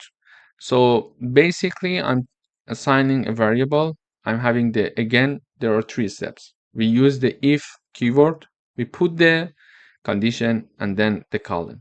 Okay. So we are saying that if age is larger than or equal to 18, then if this is true, print out you're eligible to vote. So if I put 10 here, it prints nothing. You see, it prints nothing because 10 is not larger than 18. In this case, we can have else conditions. For example, we want to check because in the output I see nothing. I get somehow, okay, did I do everything correctly? Because I'm not seeing any message in the output. But in order to make sure that you did everything correctly, it's nice to have sometimes an else condition. So if the condition is true, do this. Otherwise, using else keyword, otherwise do this. Okay. So I'm saying that age equals 10. First, I'm checking 10 is larger or equal than 18. No. Otherwise, because it does not pass this condition, print you're not eligible to vote. So when I run, you see that you are not eligible to vote. So it's not going to execute both of the conditions. It is going to either be in the first one or in the second one. Okay. So let me illustrate with another example. So the person age is 22. So this is a program to check if someone can vote or not. Okay, so when I run, it says 22 is larger than 18, so you are eligible to vote. Okay, but if I put, for example, instead of 22, 12, it says you're not eligible to vote in the output. Why? Because 12 is not larger than 18. So this if and else condition is somehow, if the condition is true, do this. Otherwise, say that, for example, you're not eligible. So anything that is not larger than or equal to 18 is going to be included in this else part. Okay, you understand? So this is how an if-else statement would work in Python. We check one condition. If this condition is true, do this. Any other things, otherwise, anything other than the condition that I'm putting there, just included in the else part. Then you say that, okay, in the else part, it means that you're not eligible. It doesn't matter if the person is 12 years old, 2 years old, 5 years old, or 17 years old. If it's not included in the larger than or equal to 18, it is considered to be else. Okay, thank you for watching. Hello everyone, welcome back. In this video, we are going to talk about if, elif, else statement in Python. So we would like to write a program that assess the mark of a student and grade it based on different conditions. For example, it is going to grade A to the student if the mark is larger than 19, larger than or equal to 19. It is going to issue grade B if it is larger than or equal to 75. It is going to grade C if it's larger than or equal to 15, and any other number, else part, any other number that is not included in neither of these conditions is going to issue the grade F. So it means that if the mark is lower than 49, okay, or lower than equal to 49, it is going to enter this part, because any other number is going to be included in this part, and the only numbers that can be included in this part it means that it is lower than or equal to 49. So let me run the code first. It says grade B. Why? So I'm having the 85 assigned to marks. In the first part, I'm checking if marks 85 is larger than 90. No, so it is not going to print grade A. Then it comes here. When I'm having several conditions to check, as of the second one, I need to type down elif instead of if. Okay, this is something to note. I'm checking elif mark is larger than or equal to 75. So my number was 85, and it is larger than or equal to 75. Okay, it is true. So this condition is passed. Then it is going to print out grade B for us in the output. So if I type down 92, for example, now we see grade A in the output. So now it is 92. 92 is larger than 90. Yes, so it is going to enter this part of the code and execute grade A. So what if it is 55 and I run, it says grade C. So it is 55. 55 is larger than 90. No, it is not going to print this part, therefore. It jumps to the next if condition. Elif, as of the second condition checking, we are going to type down elif. Be careful about it. So elif 55 is larger than 75. No, so it is not going to execute this part. So it is going to jump to next elif. It says 55 is larger than 50. Yes. So it is going to enter this part and execute grade C. Okay. So what if I have number 40? So here, before running the code, I'm going to discuss the detail. 40 is larger than 90? No. Then it jumps here. 40 is larger than 75? No. Then it jumps here. 40 is larger than 50? No. So because 40 is not going to enter any of them, we are having the else part. So if I don't have the else part, nothing is going to be printed out in the output because 40 is not in any of the ranges above. Okay. But for clarity, I'm putting the else. So whatever that is not included in neither of the ranges, it is going to be included in the else part. So it says grade F. So when I run, we see grade F in the output. So this is how we can have the checking of the first condition, it is F. As of the second condition, when we want to check, we type down elif. And if we are going to check 100, for example, statements, we type down elif. And for the last one, when we want to say, okay, if neither of the above ranges and if conditions is not passed for certain value, we're going to enter the else part. So you see, if I comment this part, we see nothing in the output because 40 is not in any of the ranges that we are investigating using if and elif conditions. Okay, so it is not larger than 19, not larger than 75, not larger than 50. But for the clarity, it's nice to have something in the output so you know when you have, for example, 2,000 lines of code, it's nice to know what is happening in each part of your code. So I'm having this else part, and also for validation, when you're having something in the output, for validation, it's very good. So here I'm having the grade F being printed in the output, because 40 is not included in neither of the ranges. Thank you for watching. Hello everyone, welcome back. In this video, we are going to write a program to check if a number is between 10 and 20 inclusive, or if it is equal to 25.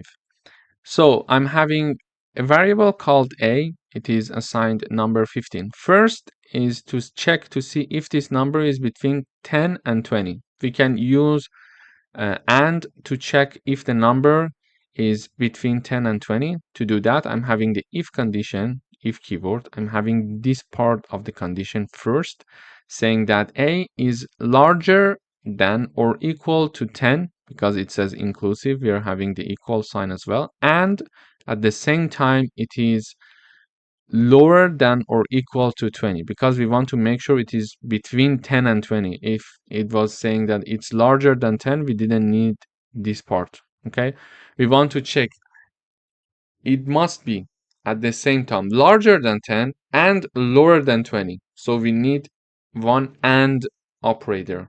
logical operator. Why? Because both of the conditions must be met. Therefore, we need one AND logical operator. So it says to check if a number is between 10 and 20, or the program itself, the problem statement itself is saying, or if it is equal to 25. So either this condition or this condition. So either this condition must be true or this condition must be true, because it says to check if a number is between 10 and 20 or it is equal to 25. So it says that we are having this to check if it is between 10 and 20 using AND operator. In the parentheses, we are having the first condition being checked and the second condition, or if it is equal to 25. So I'm having OR logical operator and then checking to see if A equals 25. So if either this part or this part is met, because when we are using OR logical operator, either of the conditions should be true to enter the part. So either it is between 10 and 20 or it is equal to 25, it is going to print condition met. Otherwise, it is going to say condition not met. So when I run the code, it says condition met because the number is 15. Okay. So when the number is 15, it is passing this first condition. It says that, okay, 15 is larger than 10 and lower than 20. So it is going to execute the condition met message without even checking this part. Why? Because there is one OR in the middle. So for the OR, we need to have at least one condition to be true. So this part is true. So we don't care about the second part. We are not going to check the second part. We are going to directly type down the message condition met. So if I have the number 5, what would happen? It says condition not met. So 5 is not larger than 10 and lower than 20. Okay, so let us check the second part. So 5, is it equal to 25? No. So neither this part nor this part is true. Therefore, it is not going to execute this part of the code, and it is going to jump here in the else part and print condition not met as we are having here. So what if I have 25? Let me run the code again. It says condition met. Why? First, it checks 25 is larger than 10. Yes. But is it at the same time lower than 20? No. So this part is not met. Okay, for AND logical operator, both of them must be true. But when both of them is not true, the whole parenthesis is not true, which is the first part of the condition before OR. But because we are having OR logical operator, it may be true that the second part is true. So, and we need only one condition for the OR logical operator to enter the condition. So let's check the second part. We say 25 equals 25. Is it true? Yes. So it enters and print out the condition met in the output. So this is how we can have the combination of writing if statement with two logical operator at the same time in one example in one line. Thank you for watching. Hello everyone, welcome to another coding exercise session. In today's video, we are going to talk about if statements when they are combined with logical operators. So let me illustrate it with an example. Here I'm having one variable called temperature. It is equal to 30 and we have humidity equals to 70. So we want to say if temperature is larger than 25 and at the same time humidity is larger than 60, then it's hot and humid. So first, if temperature is larger than 25 and humidity is larger than 60, print it's hot and humid. Then elif, we're going to have elif, if either the temperature is larger than 25 or humidity is larger than 60, then print it is either hot or humid. Otherwise,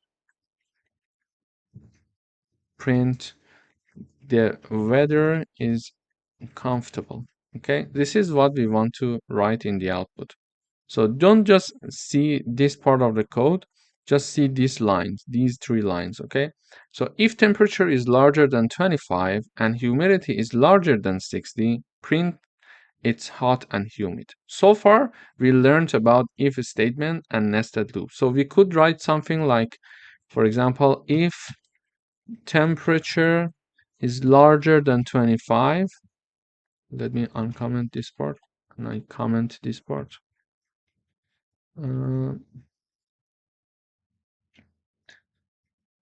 So we can have something like if temperature is larger than 25 and then if humidity is larger than 60, print hot in the output. Okay, so this is one way to type this code down.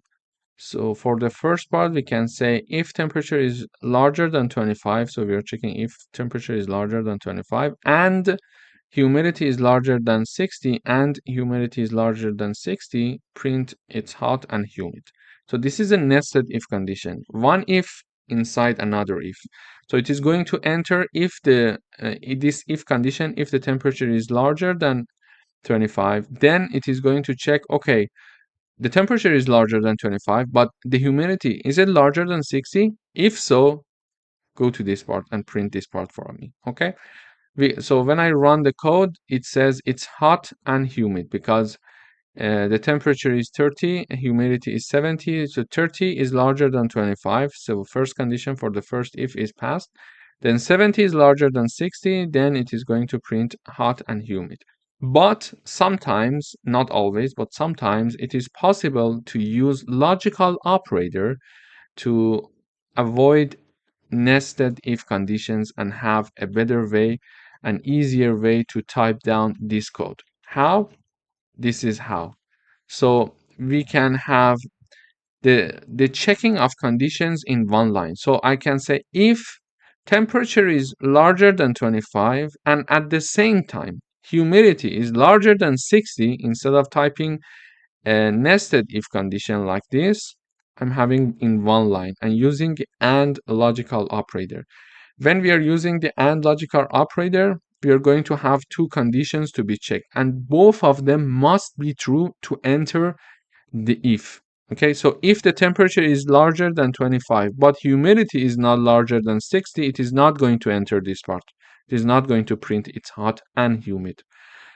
At the same time, both of the conditions must be true.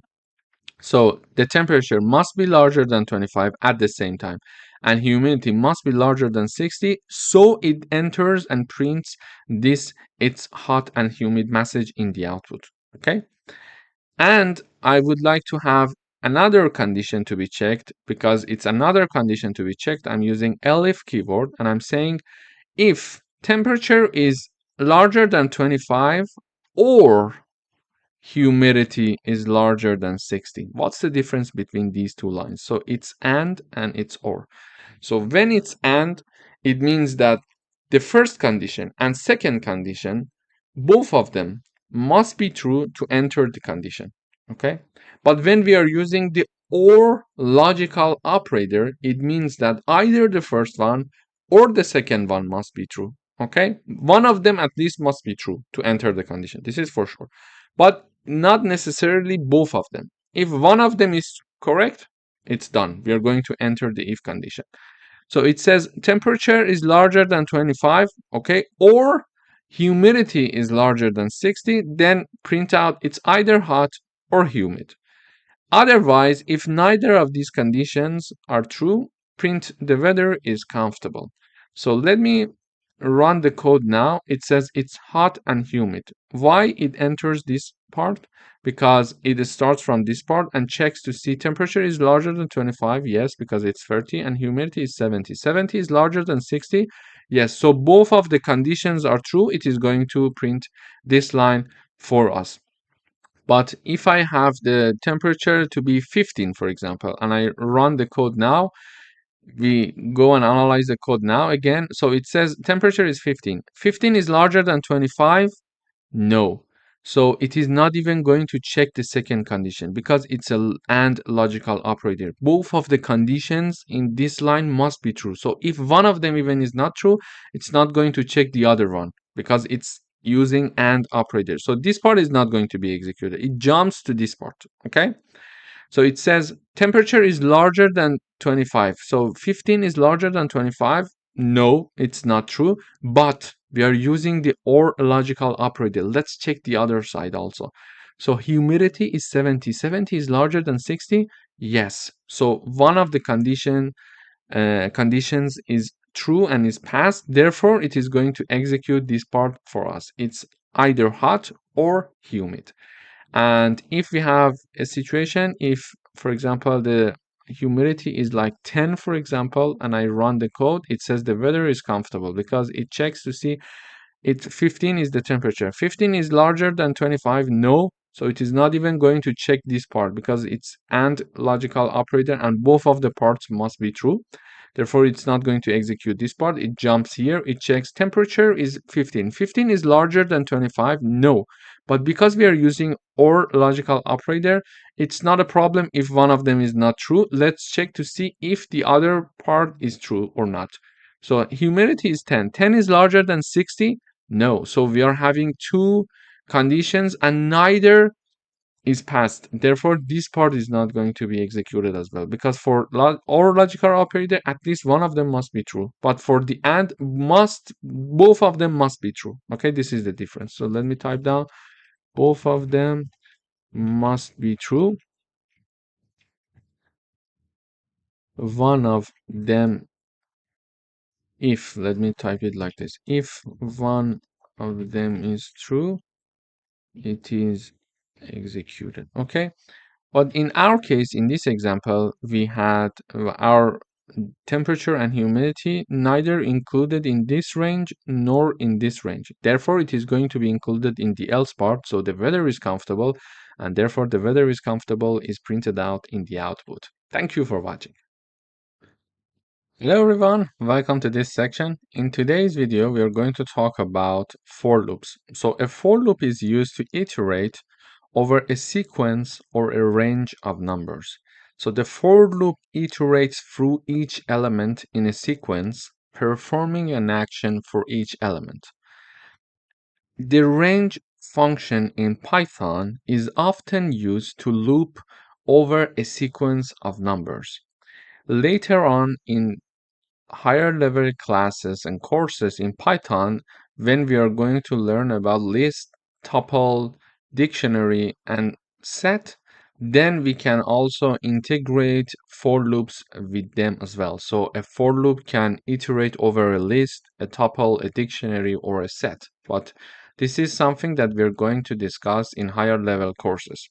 For now, we're going to learn how to use the range function in Python to iterate over a range of numbers. Let me illustrate it with an example. So now we would like to write a program that prints numbers from 1 to 5 using a for loop. This is the statement of our program. So in order to use the for loop, we have the keyword reserved in Python for.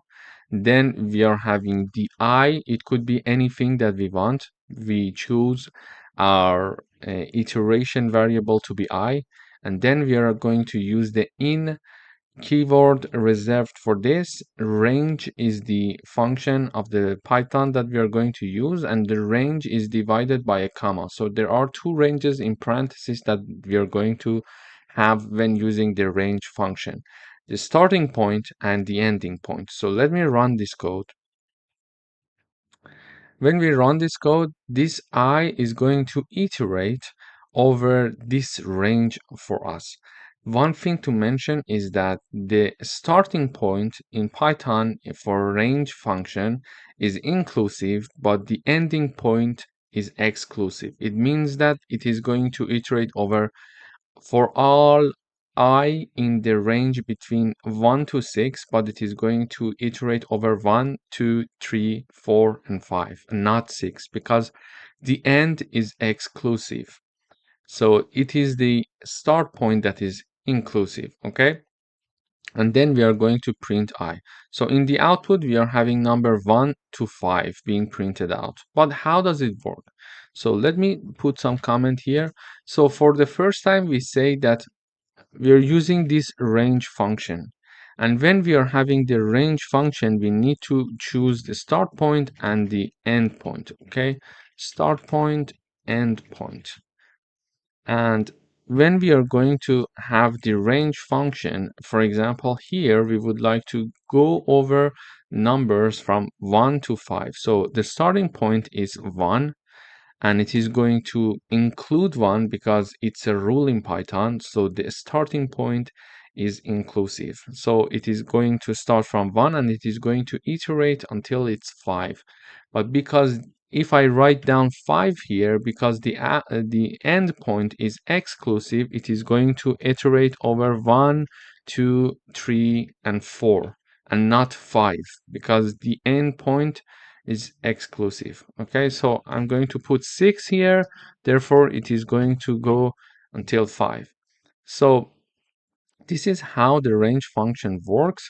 And if I want to explain further, we see that for the first time I get the value 1.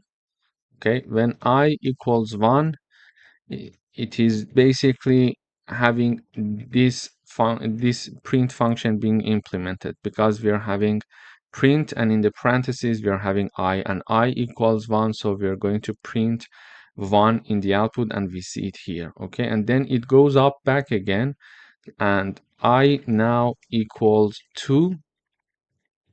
I now equals 2, and it is going to print 2 for us, and we are having it here, and it goes up again. I is incrementing, and we are having the I equals 3, print 3, I equals 4, print 4, and finally I equals 5, print 5. So this is basically what happens in each iteration in this for loop, that we are having this output here. So in this lesson, we learned how to write a for loop. We are having a for keyword and one variable to be defined here, then using the in keyword and providing the range, a starting point and an ending point.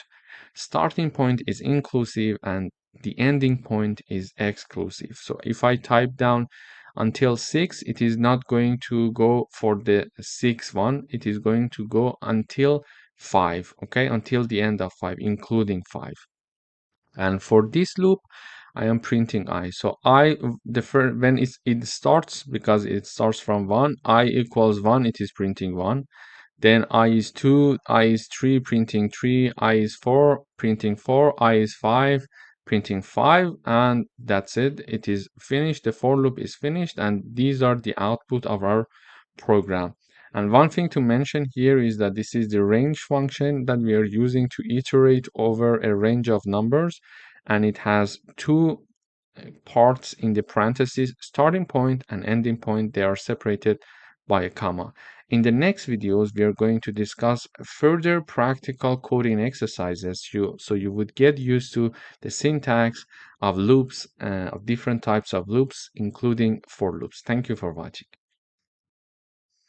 Hello everyone, welcome back. In this video, we're going to talk about while loops in Python. So a while loop repeats as long as a specific condition is true.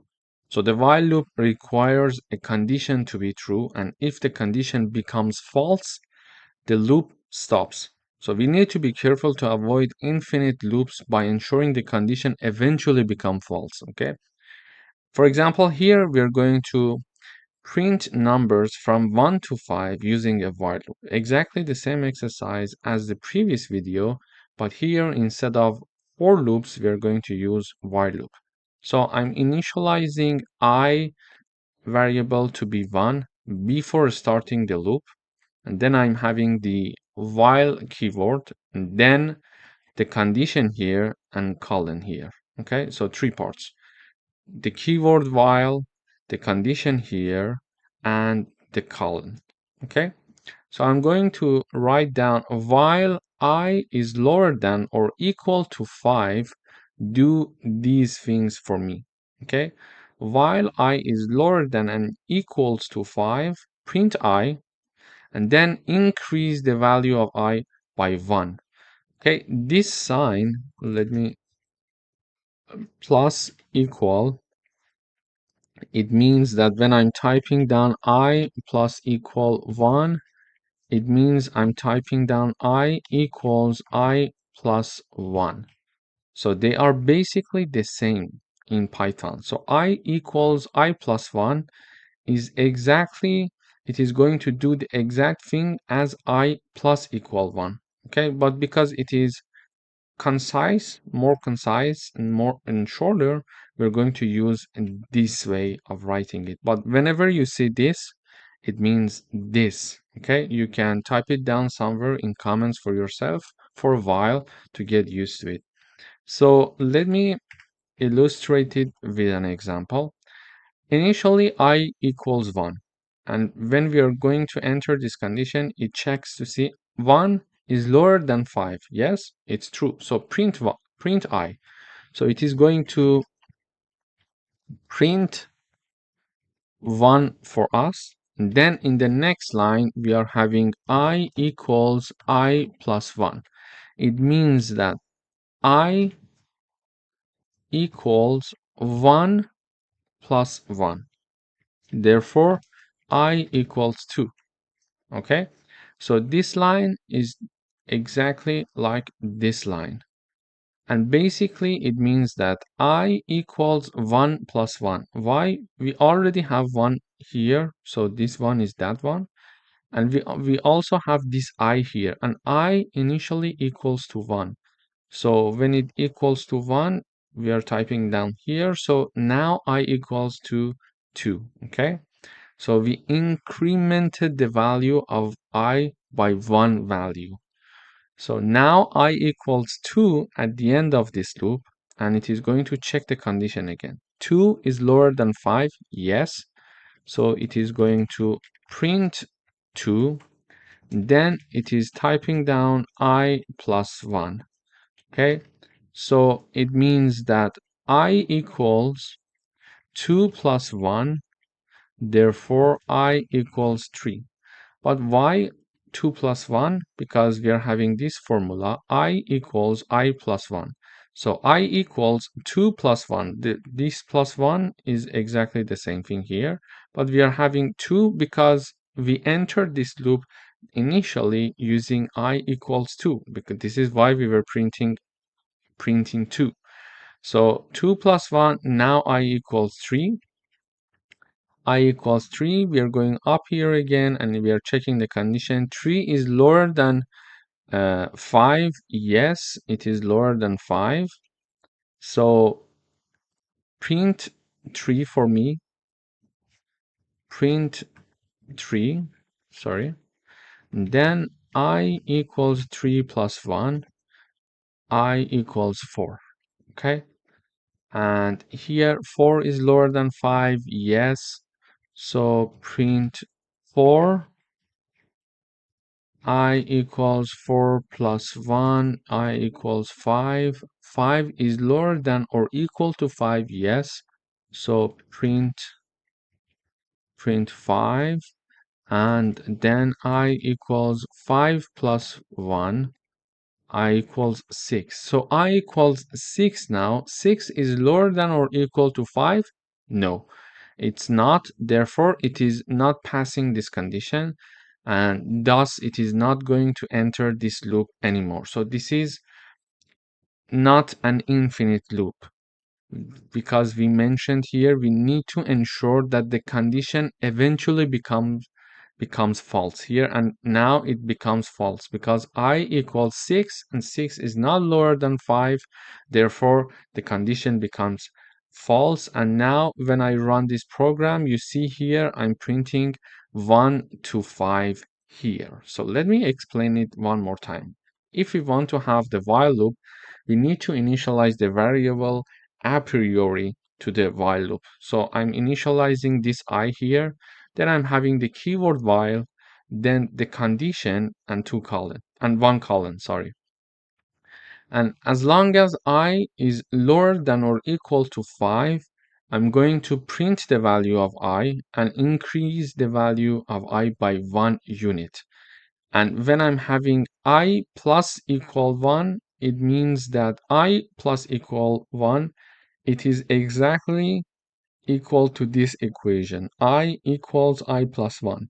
But because it is shorter, we are going to use this one. But we could use this one as well. Okay? So when I equals 1, I print 1 and I increase the value of I by 1 value. So 1 plus 1, it's 2. 2 is lower than 5, yes. So print 2 and 2 plus 1 is 3. So 3 is lower than 5, yes. Print 3 for me and 3 plus 1 equals 4. So 4 is lower than 5, print 4. 4 plus 1 is 5. 5 is lower than or equal to 5. Yes, print 5. Increase the value of I by 1 value. So 5 plus 1 is 6. And 6 is lower than or equal to 5. No. So it's not going to enter this while anymore. But what happens if I comment this line? So if I comment this line, it is going to have I equals 1. It is going to say 1 is lower than 5. Yes, print 1 and go up again because we commented this line. Okay, I still it is 1. Okay, 1 is lower than 5. Yes, print 1 again. It goes up back again. 1 is lower than 5. Yes, so we are not changing the value of I, so it becomes an infinite loop. So when I run this code, you see it is simply printing 1 again and again. So it is not going to finish because it's an infinite loop. So I need to stop it. Okay, so I need to interrupt it. You see how many 1 it has been printing. Let me go up again. It's not going to finish. So when I go up, oh la la. Okay, so we need to make sure that it is not an infinite loop and it is going to end at some point. This is the important part when we are having the while loop. Thank you for your watching. Hello everyone, welcome back. In today's video, we are going to talk about nested loops. So a loop inside another loop is called a nested loop. A nested loop is useful for working with multi-dimensional data like matrices. The inner loop runs completely for each iteration of the outer loop. Let me illustrate it with an example. Here I'm having a for loop for variable I iterating between range 1 and 3. I'm having another loop which we call inner loop. So the first one, the loop for the I is outer loop, the loop for the J is inner loop. So we are having another loop here that ranging from 1 to 4, okay? And we are going to print I and J. So if I want to illustrate this, so I equals 1, it enters, when I equals 1, it enters this part. And when it enters, J equals 1 as well. So it is going to print 1. So it is printing 1 and 1, okay, as you see here in the output in the first line, okay. Then I still equals 1, but J is going to increase its value. So J equals 2. Why? Because we are in the outer loop. So when we enter the outer loop, the outer loop is 1. So I equals 1. However, when I equals 1, we are going to iterate over all the values that J can take first. And when that is finished, we are going back up again to the outer loop and then increase the value of I. Okay, let me illustrate it with this explanation. You will get what I mean. So I equals 1, J is going to increase from 1 to 2. Therefore, it is going to print 1 and 2 as you see here in the output, the second line. Then I equals 1, j equals 3. It is going to print 1 and 3 in the output as you see here. Okay, so the maximum number that I can get is I can be equal 1 and 2, j can be equal to 1, 2, and 3. Because the starting point is included, this is why I get the value 1, but the ending point is excluded, so it is going to exclude number 3, so it is going to iterate over 1 and 2. The same logic goes for j, so it is going to iterate over 1, 2, and 3. So when I equals 1 in these three scenarios, we are going to iterate over j equals 1, j equals 2, and j equals 3. As you see here, I equal 1, j1, I1, j2, I1, j3. Okay, and we are going to print I and j using this line. And when all the values for the j is tested for the inner loop, we are going to go back up again and increase the value of I one time. So I equals 2 now. So now I equals 2, j starts from 1 again. J is 1. So 2 I2, j1, I2, j2, I2, j3. Okay, so we're going to print 2 and 1. I equals 2, j equals 2. It is going to print 2 and 2 for us. And finally, I equals 2, j equals 3. It is going to print 2 and 3 for us. So this is what we see exactly in the output. So let me go back over the code one more time. So we are having one outer loop and one inner loop. So the outer loop is iterating over different values between 1 and 3 for variable I. The inner loop, it is iterating for variable j between 1 and 4. Okay, and in each iteration we are going to print the value of I and j. So the first time when we enter the outer loop, I equals 1. However, when I equals 1, we are going to iterate over all the j's. So one time I1, j1, I1, j2, I1, j3. Then we are going to increase the value of I when all the values of j are tested. We are increasing the value of I from 1 to 2. So we are having 2, 1, 2, 2, and 2, 3. And we are printing them in the output as you see here. Basically, this is the concept of nested loop in Python. Thank you for watching. Hello everyone, welcome back. In this video, we are going to talk about break statement. So a break statement is used to exit a loop, even if the loop's condition is still true. It is useful when we want to stop the loop based on certain conditions. So let me illustrate it with an example. We would like to stop the loop when the number equals 5, okay? So we are going to have a for loop. It is going to iterate over I in the range 1 to 10. And we are having the colon here. And we are having one if statement. So if I equals 5, break. If I equals 5, break. Otherwise, print I. Okay, so when I run this code, it is printing 1, 2, 3, and 4. So let me illustrate what's happening here. So I equals 1 in the first time, and it checks to see 1 equals 5. No. So when I say no, it is not going to break because it's not going to enter this part of the if condition. So this is the if condition. This is the statement that is going to be executed if this condition is true. So in the first run, I equals 1. 1 equals to 5. No. Therefore, it is not going to do anything here, and it is going to jump here and print 1 in the output for us. Okay, so print 1. Then I'm having I equal 2. It checks to see 2 equals 5. No, so print 2. I 3, print 3 because 3 is not equal to 5. And I equals 4, print 4. However, when I equals 5, it checks here. 5 equals 5. Yes? Yeah, that is true.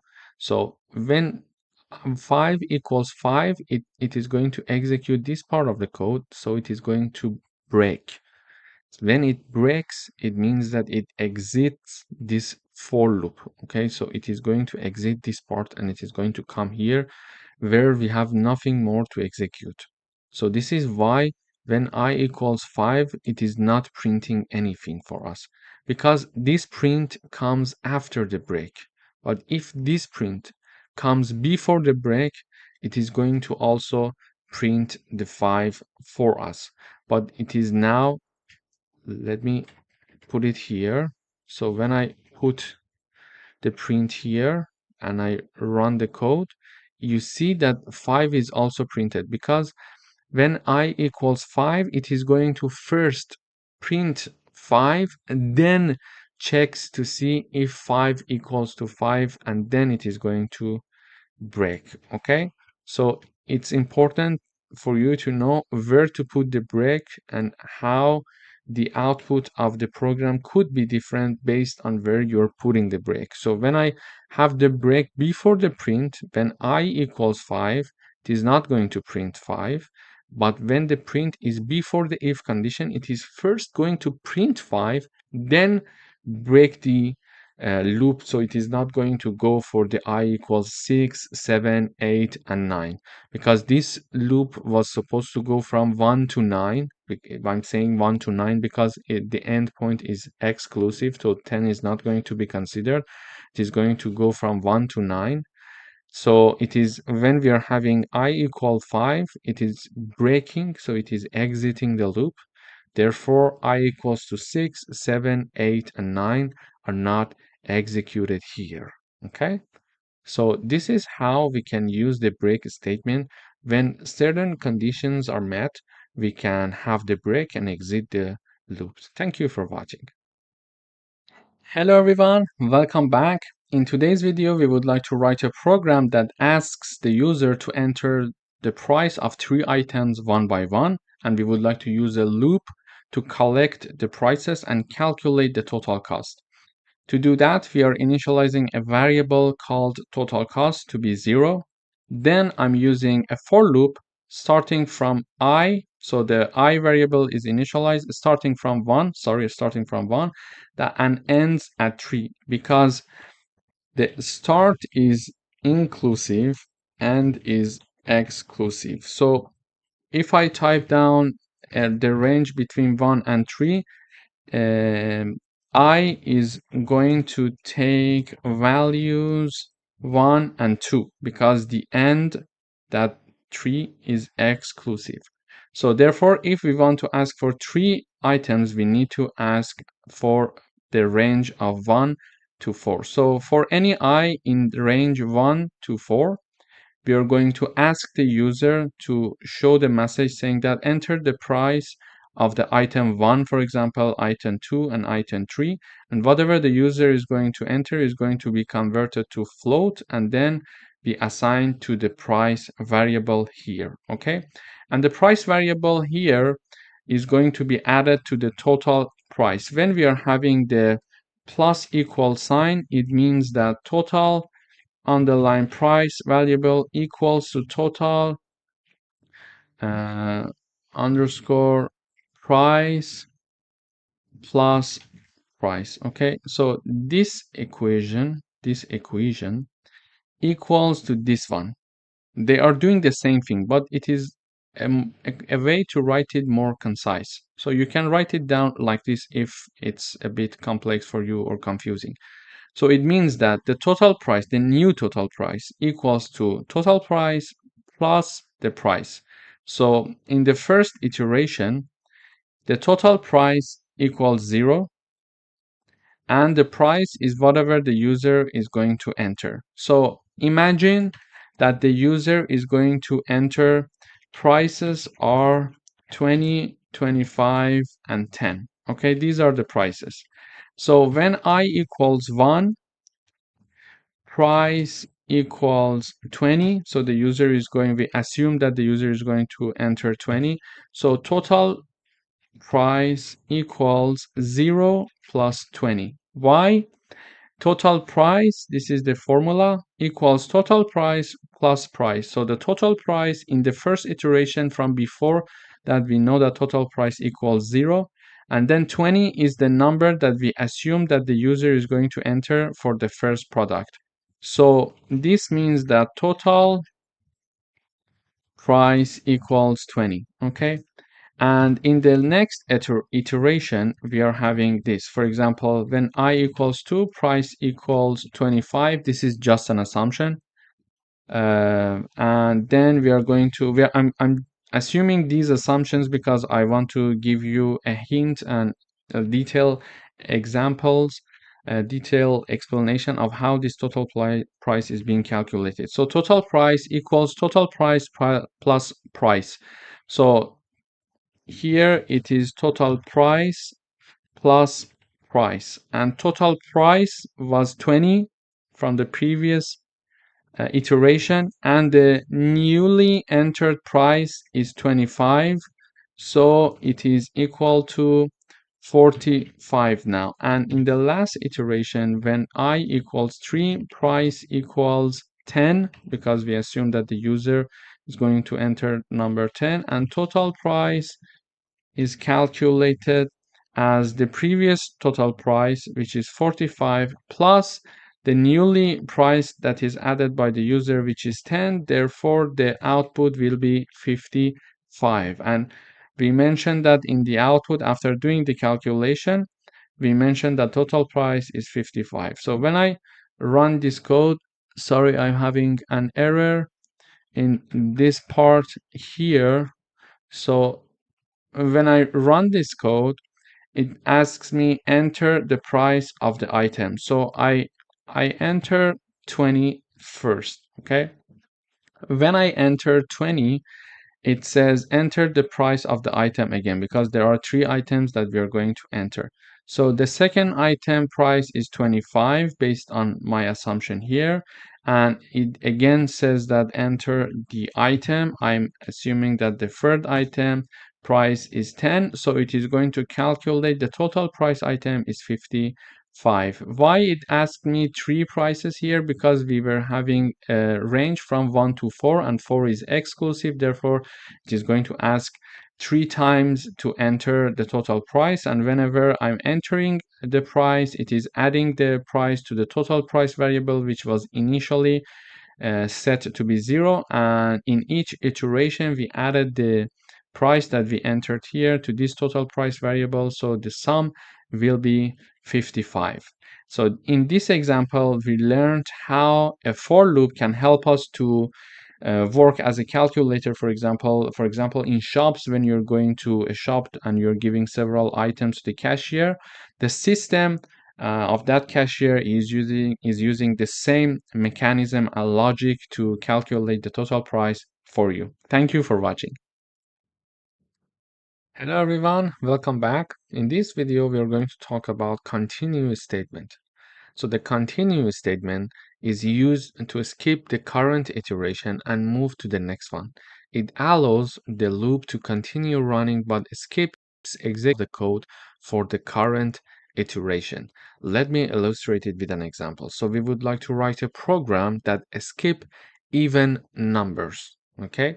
For that, we are looping over all values for variable I in the range between 1 and 6, and if this I variable is divided by 2 and the remainder of this division equals 0, we're going to continue. Otherwise, if this condition is not passed, we're going to print I. So let me type down this: I equals 1, I equals 2, I equals 3, I equals 4, and I equals 5. Okay, so these are the values that I is going to iterate over. So for the first time, when I equals 1, it basically mentions sorry, let me put this. Okay. 1, if 1 is divided by 2, the remainder would be equal to 0. It is checking this condition. Is it true? No, because it's not true. It is going to print 1 for us. So in the output, we will have the print 1. Okay. Then it moves to the next number. So I is incremented by one value. So we are having if 2 divided by 2, the remainder of this division equals 0. Yes. So when it is yes, it is going to continue. So this condition is passed.